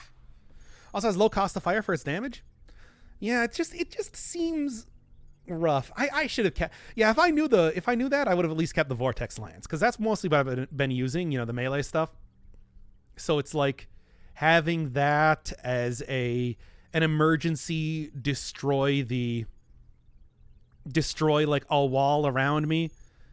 I wouldn't have had that extension mishap happen. It does have finite, so you wouldn't use it to dig through any wall. Yeah, but it's just like, I know I knew at this point in time that I had already been up to, you know, -1 called access. That it's like one of the exit to the surface is protected by some powerful barriers. So having the vortex lance in there just as like emergency, either kill something or dig through that wall in particular, that it's like would have been very good. Nice. 40%. Well, hacking against allies, but it's just like, yeah, I'll take some really sweet utilities here. Even if I can't use the cool power source, everything else seems like extremely worthwhile to be taking here. The other thing, though, is don't forget that there is currently an assault happening on Warlord's base, so maybe the best just like sneak through the back like nobody was there. Still want to use that, but 35 is so huge. It's so incredibly huge. Uh-oh. Uh-oh. Not ideal. On flight, you don't need to worry too much about the clock on this level. Yeah, I know. It's like there's the counterattack and everything that makes it a lot easier to kind of leave, but I don't know. It's scary nonetheless. Like I know that with the Warlord support, you really don't. It's probably not a big deal to have to be able to escape, but I didn't want to risk it anyway. Especially after I just got the cool super weapons from the stash there. That energy, though, is just... Oh, not great. Not a huge fan of that one. God, there's like there's the explosive launchers. You could even see like the imp, which I believe is the one that self destructs. These are enemies that I never really see during the usual game proceedings, because I always am very careful not to get too much of an alert on me. So it's like, hey, it's fun to see them all showing up here as a full frontal assault on Warlord's base. Don't worry, he's fine. He'll be back. All right. Well, I'm still grabbing I still grab the chain reactor just in hopes that I'll eventually be able to use it, but I don't know. We'll see. It's so heavy. It's so heavy. It's like most of my equipment. It's like most of my burden count just in one singular item. Demolishers tend to show up if you let the occasional friends you find in the chutes follow you into the complex. Yep. At the last time I was streaming Cogmind, I actually got into the chutes and found the let's just say the party crew who assisted me out, and I tried to take them into extension and I died. Because extension is a hellscape from which there is no salvation and only death. Only death. Yeah, I couldn't remember what I was looking for here. I think it was... Yeah, I was trying to figure out one of the controls. I can't remember exactly what it was, but this is not really important. Demolisher is the other place I see them is if there's an infestation in the mines, which usually I don't know. I don't really feel like there's too much reason to be heading into the mines. Like there's not. I guess there is one faction you can group up with. Oh yeah, I want to see this. I was looking for the world map to see just like the amount of things that I had seen up until this point. As you can see, I was kind of like snaking my way through the complex a lot. Yes, they do have the one faction there, which is great for an Epsilon victory. What it does is it gives you innate robot scanning.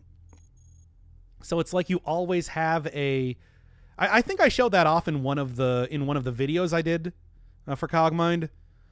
It's that they basically give you innate like signal interpreter sensor array just on your character forever. From what I understand, it makes research a lot more difficult, but I never joined up with that faction at a point in time that I got to research. Hey! Think of it like this. Partnering up with Warlord, I think, is a little bit more interesting. After all, I might be mostly opposed to fighting. He's not. And that's pretty good for me. All right. Back into the factory. Yeah, it's like the other thing is that the that faction down there, I think they're called the Exiles, if I remember, because they're not part of Zion or Warlord's whole thing. That like they do also give you good prototype equipment. I remember one of the things I got from there was a flight unit called the Flying Fortress. It took up 4 slots, but it gave you like 100 burdenment to carry, and was just kind of amazing. Of course, needless to say, being derelict robot sort of tech, it wasn't repairable, so eventually that just kind of like got poofed into nothing, and then I was left without any sort of propulsion. But hey, for the time I had it, it was kind of amazing. Chrono Wheel? I never even saw that one. Sounds interesting. Reaction control system gives me a little bit more avoidance stuff, which, I don't know, I don't really need the coolant system that much. Now up to 77% avoidance. That is a lot of avoidance. Still do not want to mess around fighting anything. But hey, if I do, I will. It's very unlikely they're going to be able to hit me, as you know. Fast enough that you can fly right in front of robots without them seeing you. Good stuff. All right. Obviously, the speed only works when you're actually moving, but nah. Works well enough for me. Hey, new records. Not that it's, I don't know. I made like a good effort to try to look at every one of the lore things possible. There are a lot of them. There's a surprising amount of lore in this game to find out. Kind of talked about earlier. It's not going there. Little bit scary. There's an exit, but it is being blocked. Try and... Okay. Get that guy to look at me. Then swoosh right around to the upper caves. You're sure? We're hitting up all of the... We're hitting up all of the side areas, I guess. The one that you find in the person that I find in here is actually one of the more interesting ones that you can see. Many an opportunity has been redirected in pursuit of the gallery percent.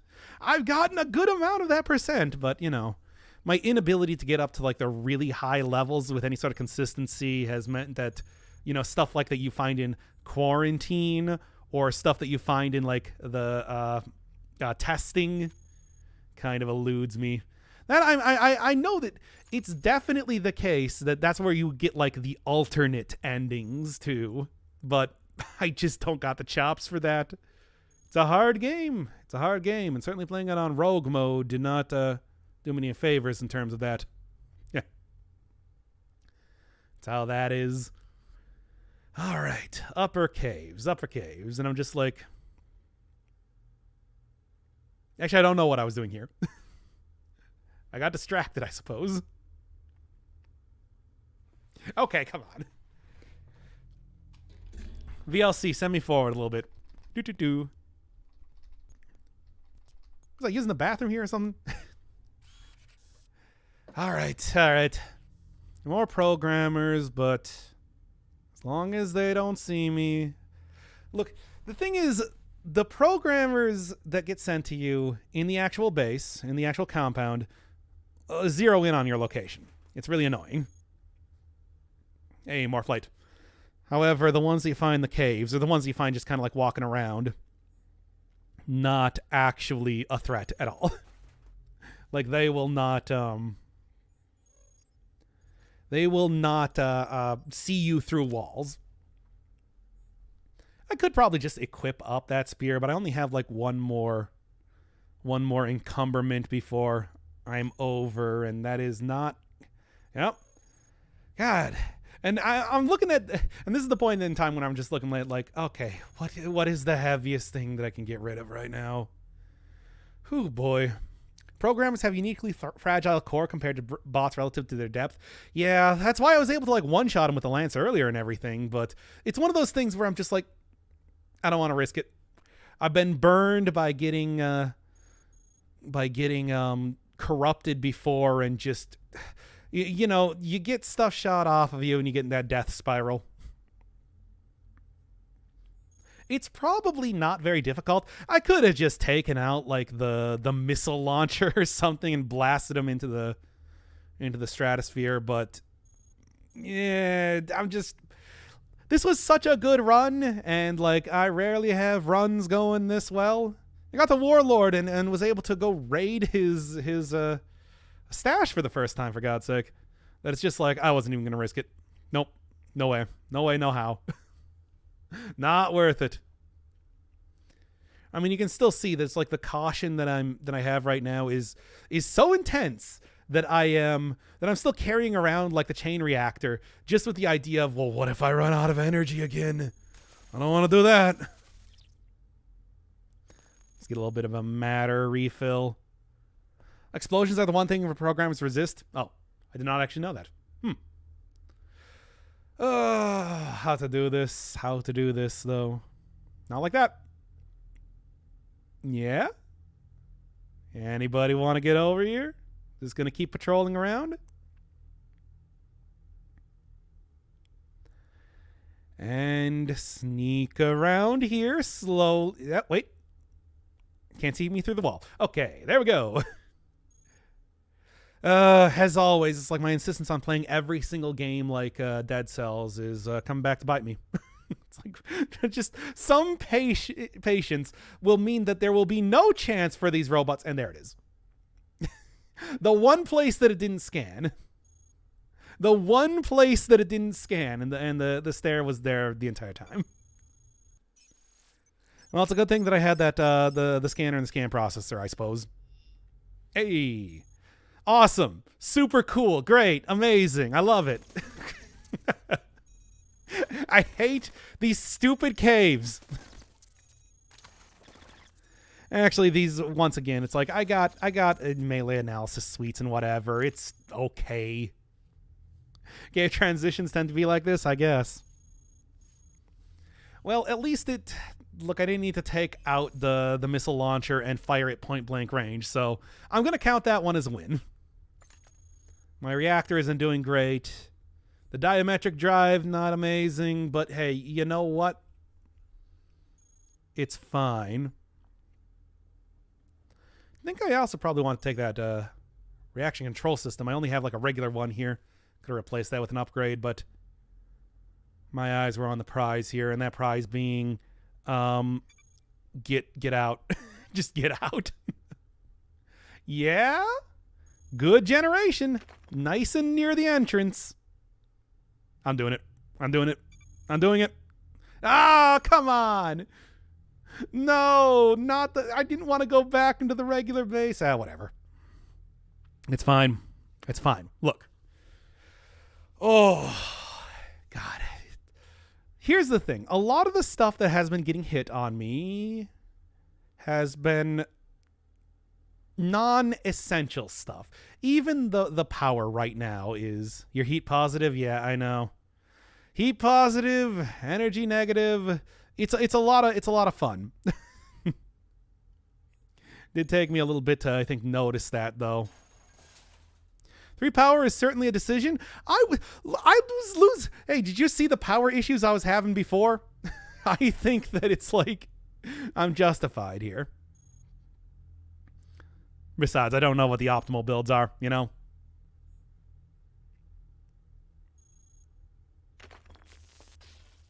Sneak right through? Maybe it'll collapse. Or not. Come on now. Once again, this game's only got a manual. Only got so much to go off of for good strategies here. It's working. Hey, tell me this isn't working. Tell me this is not a workable build. And I'll tell you, because it's like this is a post-commentary over a winning run, so. I know it's successful. Zeroff. Unfortunately not going to be getting the full lore, but this is quite the interesting character. I mean, it's like, you know that there is a pretty much, in short, although there was never any humans, weight redistribution is taking 6 power a turn. Yeah, but I mean, it's like, actually, I don't even need it right now. But it's like, I did need that when I was at like 42 of 43 earlier. That was kind of like why I was using that before. But yeah, Zeroff. It was never intended for any one of the city that was being created to be inhabited by humans, but one human was sent down anyway. Zeroff, right here. Basically, his role in the story was to oversee main.c, the terraforming AI, to, you know, do his job properly, and obviously didn't work out super well. And needless to say, not a human anymore, but everybody's a robot on this planet.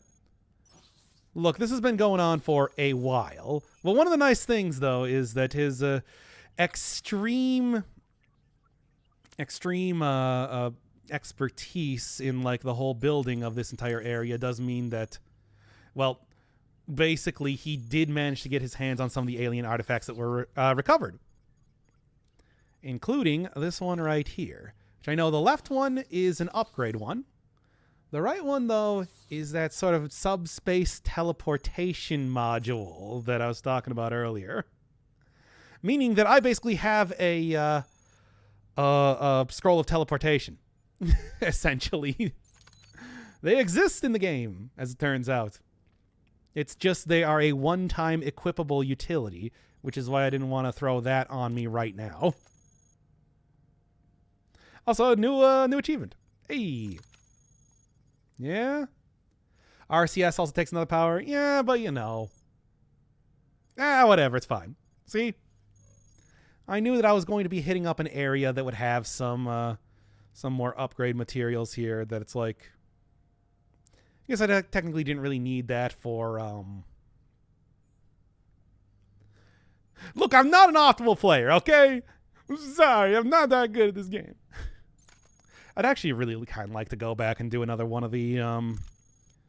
like another one of the runs that isn't just the Epsilon one, but... God, it took me so long to even get to this place and to get to doing this one in the first place that it's like, oh man. Seems good, but that extra power source is maybe not, you know, an extra power drain is maybe not the best idea. But hey, there. Heat might be positive, but it's only minimally positive. Fair. Exactly. Cut me some slack here. I'd like to see more people updating like the... Yeah, good stuff. Anyway, look at all of those side areas. Really got the full breadth of the game going on here. And that's not even true. That's not even close. We still had like extension. Still have like the quarantine. Still have testing. Still had like so many other areas that I could have gone to. But it's like at least for a lot of the side areas, got to see plenty of them in the course of the series, if nothing else. Oh, including some of the really good stuff you can get from doing them.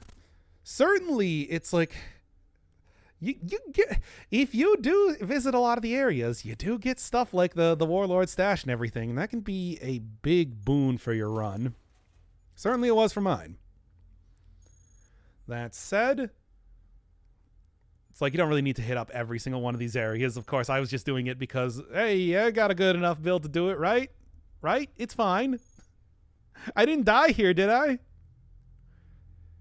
Of course, I've also had similar runs where I have died, so... You know, later branches have some quite unique parts and mechanics. Yeah, especially like I have been in quarantine once, actually a couple times I think, and it's like, well, you find that that's where the alien artifacts are. That's where you get the cool stuff. In fact, I do have footage recorded of the little jaunt that I made into there. Why did I do that? Of the little jaunt that I made into there, if we wanted to like do that after this.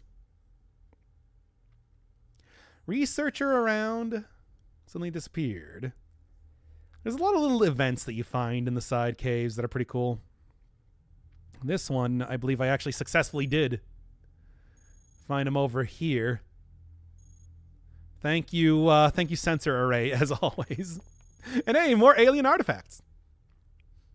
Which I believe specifically this is a core expander. Yep. And I get an extra weapon slot.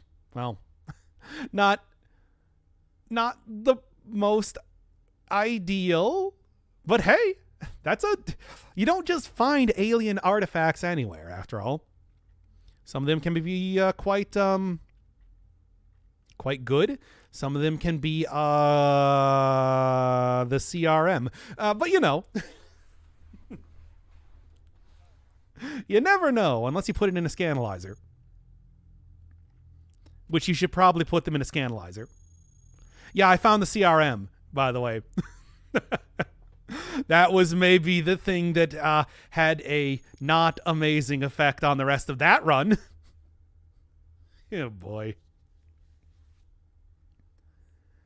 Anyway, this guy does give you stuff if you listen to his entire spiel, but I didn't have... I was just like, no, let's just go. Let's just go. Whatever. I'm not doing that much hacking anyway. I know I should be, but... eh. Why another propulsion? I don't know. I don't know why I do a lot of the things I do, okay? I just kind of felt like, well, maybe I can use more. Like, I'm still trying to go for using the Vortex Chain Reactor for some reason. Why? I don't know. But I was. Terrain scan processor. Already got one of those, but I guess switch it out with something a little bit more powerful. No, a little bit more durability on it. Whatever. Oh. Yeah, it's like, I bet like the later branches have a bunch of cool stuff, but it is, I mean, needless to say, it's like being, pretty new at the game. Being pretty new at the game, I struggle so much trying to get up to this place just to start with. It's like that I'm just like, I just want the basic run. There, I think that should do good for cooling, right? Cryofiber, or is that what? No, that's the one that like lowers your, lowers the base temperature. Whatever. Heat sink probably works a little bit better for that. Hey, we're no longer heat positive, everybody. We did it, Reddit. 2 thumbs up. Flight builds, in particular, mass to energy ratio is one of the most important qualities of your power sources. Yeah. Well, that makes a lot of sense. And that's and like, I did sort of figure that out, but needless to say, I don't quite have the expertise to,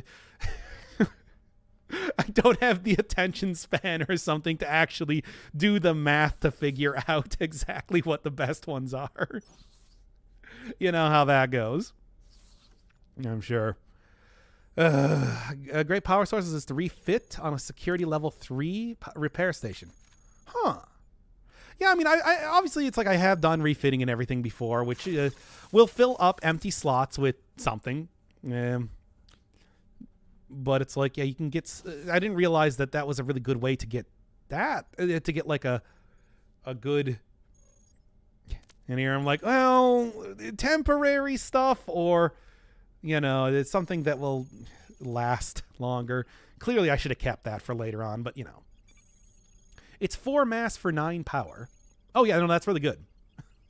And you can see right now, it's like I only have a positive of plus 2.1. It's like plus 9, filling up 1 slot, 4 mass, which is like less than 10% of everything that I have here. But hey, I finally got this thing. Like, here's the thing: if you equip it, it goes away. So I finally got it scanned for the first time ever. My God, it took so long. Hey, and there we go. That is my ticket to not die. If I find myself in a very bad position, yeah, that's the scroll of teleportation. Basically.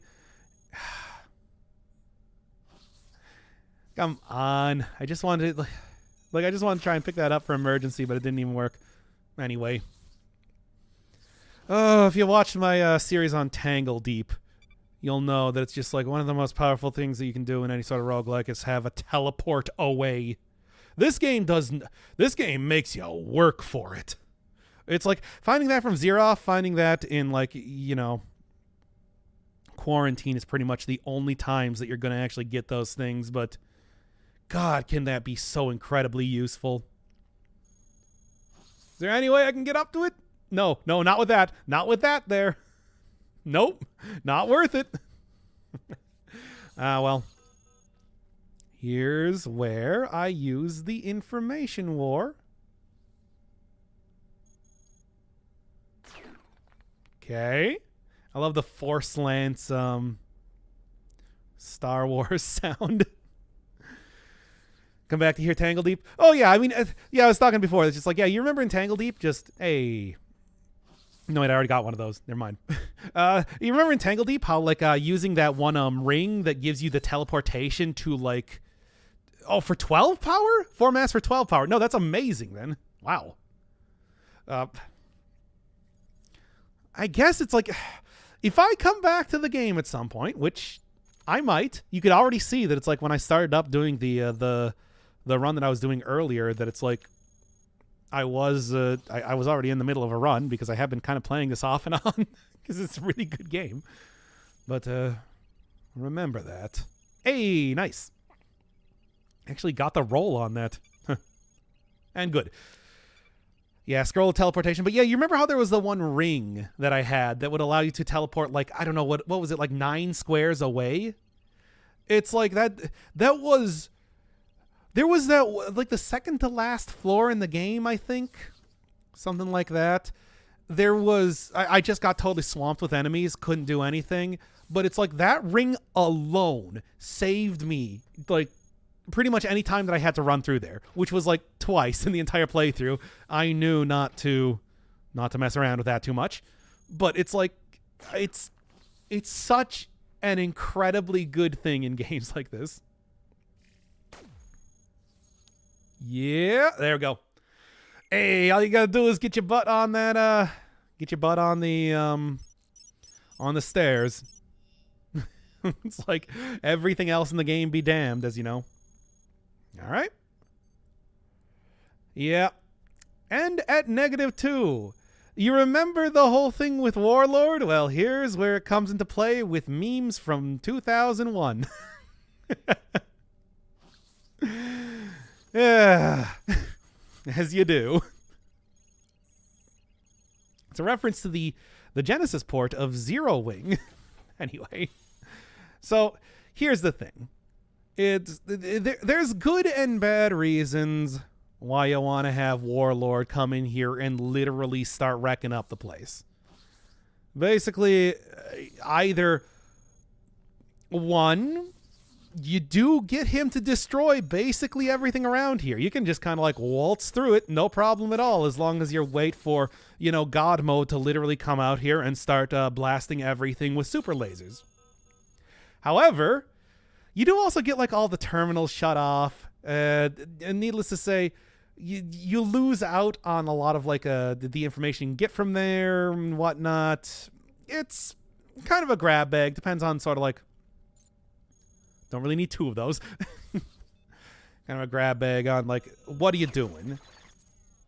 Hey, 1 shot. Didn't even see me. That's a achievement for what is it, getting a surprise hit on an enemy and killing them in 1 hit? Something like that. Which somehow I had not gotten up to this point, despite playing the game like this for quite a while. Well, anyway, needless to say, I am waiting for Warlord to do his thing. Because, yeah. It's, it is a... And just kind of taking out all the surveillance robots as that's happening. Why not? All right. Hanging out. Just gotta... Okay, now I'm just killing these things to amuse myself. It's not even... This is not even important. But hey, as you can see, it's like I'm on the second to last area. I have, like, a lot of propulsion. Backup propulsion. I finally got, like, the power, the heat... The corruption, everything like that worked out. Everything like this, everything here is looking really good. I have backups in case I lose anything. That's just not just propulsion. That's also the lance. I have like the missile launcher for flying units. I have a scroll of teleportation in case things go really bad. I have more utility things than I could possibly need to tell me every sort of bit of information about the level that I could possibly need. This is when I knew that it's just like, okay, as long as I take it slow. It is God mode, by the way. There's Warlord, say hi. That thing has a core integrity of 1,000. I have 1450, but it's just like that is like unheard of basically everything else. Micro nuke launchers, bore cannons, heavy beam casters. It is an incredible piece of technology. And it's like you can watch it just blast down everything if you feel like it. Well, like, yeah, I knew that it's like I was doing good. I knew that I just wanted to take it nice and easy, nice and simple. Don't rush this. Don't go too far ahead. Don't hurt your chances of success. Because after all, still 1 more area to go. And that next area is a doozy.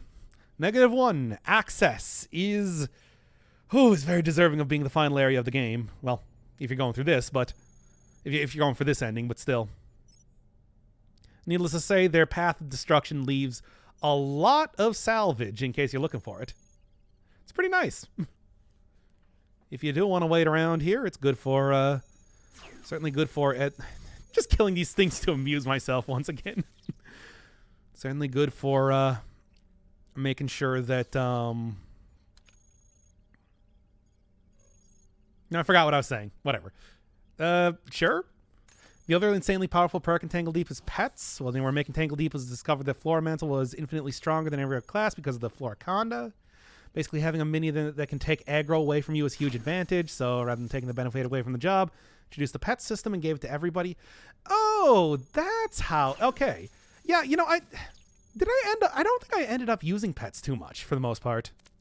That's actually like a pretty common strategy in a lot of roguelikes where I remember that especially Dungeon Crawl, Stone Soup, it was so incredibly powerful to have the summon small animals skill, or summon small mammals, otherwise known as spammals, because what you could do is you could basically create yourself an impenetrable barrier of like squirrels just by casting that over and over. It had a pretty like minimal mana requirement and everything. So it's like it's a really good way to go about playing these games. It's like when you can get the heat off of you, a lot of it is just planned for the idea of like being one-on-one, you know? Alchemist and Tome, who starts with an ability to summon a golem that can be kitted up with weapons and gear that you find in the game. Oh yeah, especially if you can like give them weapons and stuff like that. I usually never really like, messing around with, hey, that's a powerful weapon. Yeesh.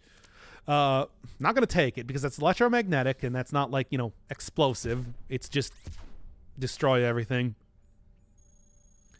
But yeah, it's like, especially being able to like, give armor and everything to creatures like that, it can be extremely powerful. So yeah, when they broke into the base here, they literally broke into the base.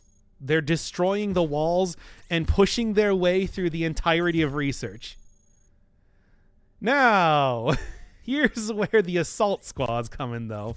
And that's where, like, of course, the more powerful robots, like I saw back in Warlord's fun area, fun assault on his base was happening, too. But as it is, what I'm doing is just going with the idea of, well, if it just keeps going forward, I'm eventually going to find some staircase up, right? You can see that unlike the tunnels I dig, the boring robot is able to create ones that will not collapse on me, which is good. Whew, boy. I need to get back those games. Still much to see and do. Hey, still right. If you want to check out like a Cogmine too, this game is great. It is a super hardcore experience, but one that I have had a lot of fun with for, once again, an amount of time that I don't even want to admit because it's been probably so long compared to the average person that plays the game. Like, it took me a while to understand. Oh no, my propulsion. And it's like I got like the entirety of Warlord's whole like army behind me, and I still got hit by something and got one of my propulsion destroyed. I spent so long being like, oh, let's take it slow, let's take it nice and slow and easy, and here we are. I gotta stop playing every single game like Dead Cells. But yeah. It is... This game, though, let me tell you, does not play with having buddies very well. Like I said, buddies die very easily, and they also, yeah, if I found propulsion shielding, it's like, it's true. I should have... I'm pretty sure I probably found that earlier on, too. Like, found one of those, and it was just like, too heavy, get out of here. Is definitely... Definitely, Oh, I'm telling you, it's just like there is so much about this game that I still don't know. It's like 2 mass, really? Huh.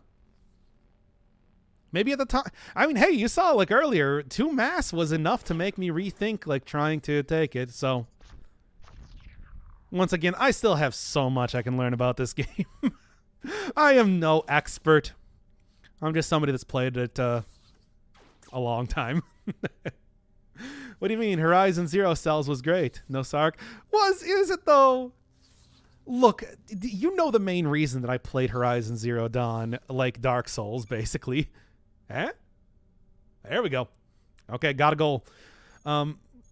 Horizon Zero Dawn like Dark Souls was because you saw me try and shoot stuff with the bow. You saw me do that.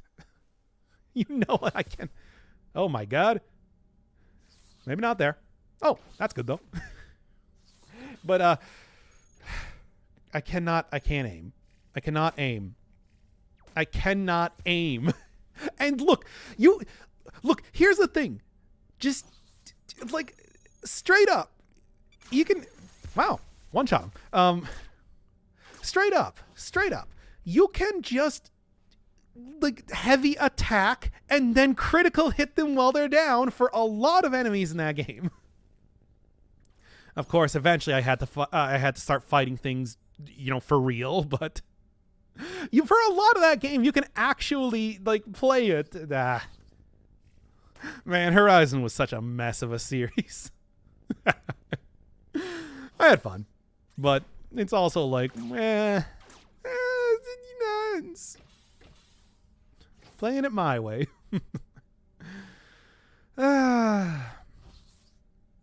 Look, I play most games in the way they're intended to be played. Only, it's just if you give me the ability to, okay, all right. If you give me the ability to grind, I'm going to grind. And if your game is not built around letting me grind, you shouldn't give me the ability to grind, okay?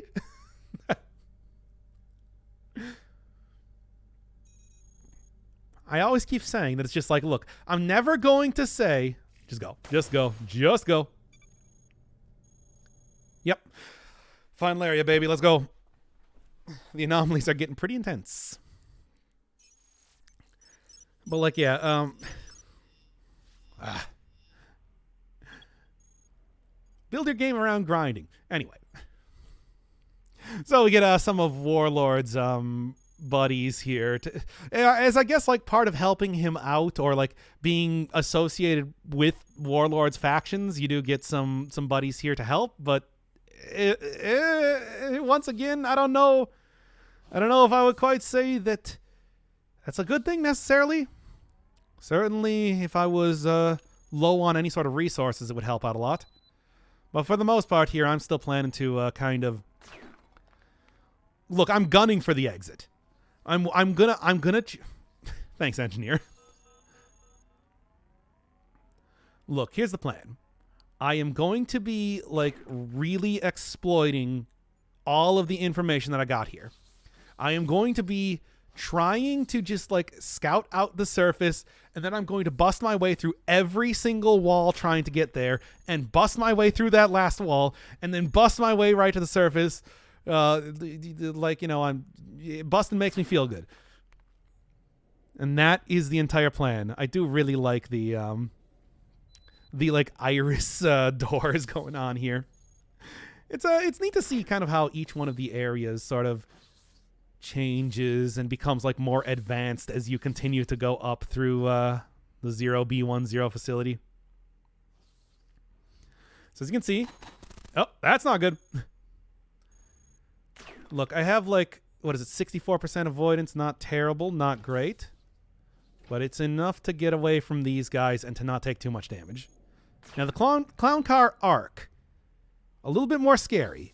But as you can see, as long as I know that there aren't any robots around here like those ones or these ones, I'll be okay. Obviously, I started to rush it, and that was my mistake.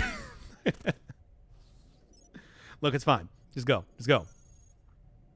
Sensor array back on. Here's the thing. Once again, the only thing you really need to do is park your butt on those stairs.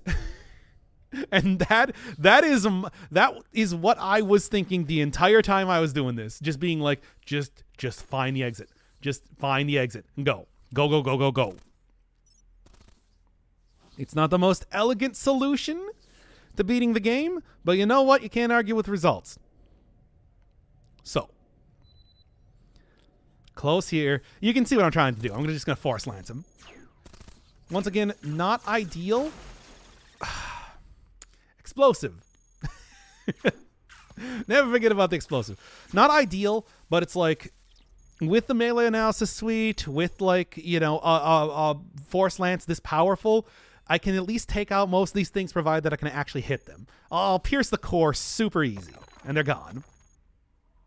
For everything else, I'm just going to run. It's like I don't want to deal with those guys, but I don't want to deal with like a bunch of defender robots either. It's okay, though. Hey, nice. I guess I could technically equip up multiple force lances, but I still got that chain reactor on the robot right now. Completely unnecessary. Yeah, wait. Is that it? I was so worried about like power the entire time here. Come on. Ah! But with a running start?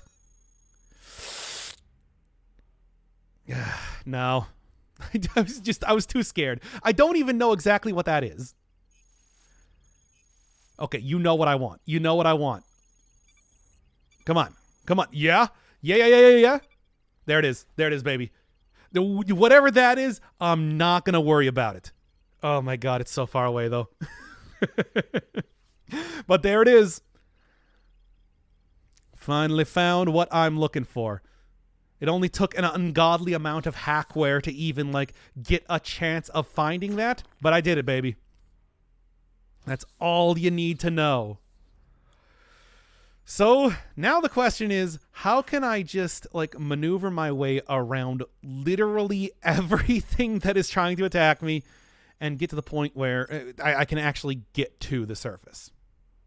Because as it is, it's working out for the most part. But as you can see, I got programmers, I got hunters, I got actually I think I took out the flying units. I think they're fine. But the end is in sight. And I actually know that this is like some powerful, powerful walls I'm going up against, so I'm prepared for that. Dig right through there. So at this point, you know where the exit is? Yeah, that was me finding the surface is the exit, basically. And that is, you know, up to level 0. And all I had to do was go to one of the terminals and... that's a drone. Go to one of the terminals and find the level access points. Basically, it's like level access points is not like a high chance of actually like getting the terminal to tell you that. But if you can do it, that means that you can just make a beeline right for the exit and not worry too much. Yep, as always, the arcs are there. Thankfully, it left. Utility shielding, a little bit late. Okay. These walls are tough. They are there to try and prevent you from getting to the exit, as you know. So this is the point where I'm just like, okay. Look, exit is in sight. We'll get right up to those walls. Unequip. Running start. Running start. Oh, wait, no, it's right there. Huh. Well, no, well, so much for the... Hey, I did it, everybody! Da-da-da-da-da-da. Win. And as you know, what's on the surface? Well, there's a fake human city, but also the ship.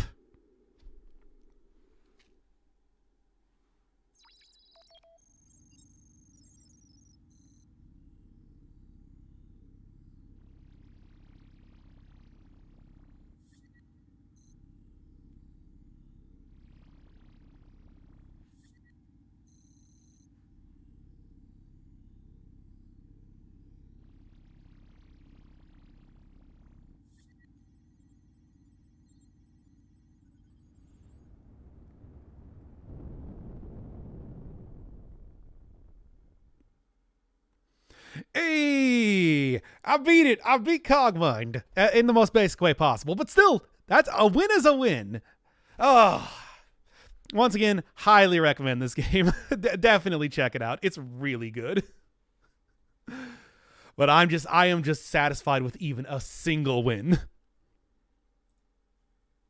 So that is that then. Epsilon Run, baby. I did it. Ooh. Trying for any of the other endings? I mean, I kind of have been, but I don't know. I still have so many other series to get through and everything like that too. It's like I really am just satisfied with the one win. That's good enough for me.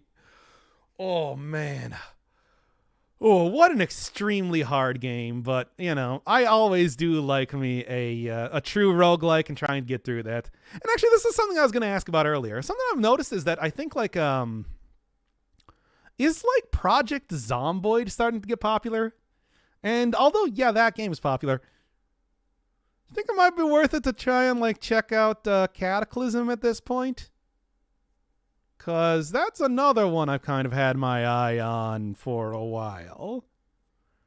And it's like, yeah, I'm just thinking it's like, hey, if people looking for some roguelike zombie games, Cataclysm is pretty cool. I could give her the old college try. Well, look for that maybe in a stream in the future. For right now, it is like 11 p.m. I've been going for almost 4 hours. Let's go get up. Let's go get up the finale for Cogmind. Let's go get up Dead Cells. And call it a day here. Hope y'all enjoyed because I really like that game. I hope people did get into. I hope more people get into Cogmind because of this. It's a game that certainly has a lot of love in it, and it's just so much. There's a lot of content if you're looking for it. I was just like me. That's just me scratching the surface. That's the most basic ending. There's way more stuff you can do. Much like Tangle Deep that we were talking about earlier. Didn't even have to use my my scroll of teleportation. But yep. Good night, everybody. Though first, see that cool transition yet again.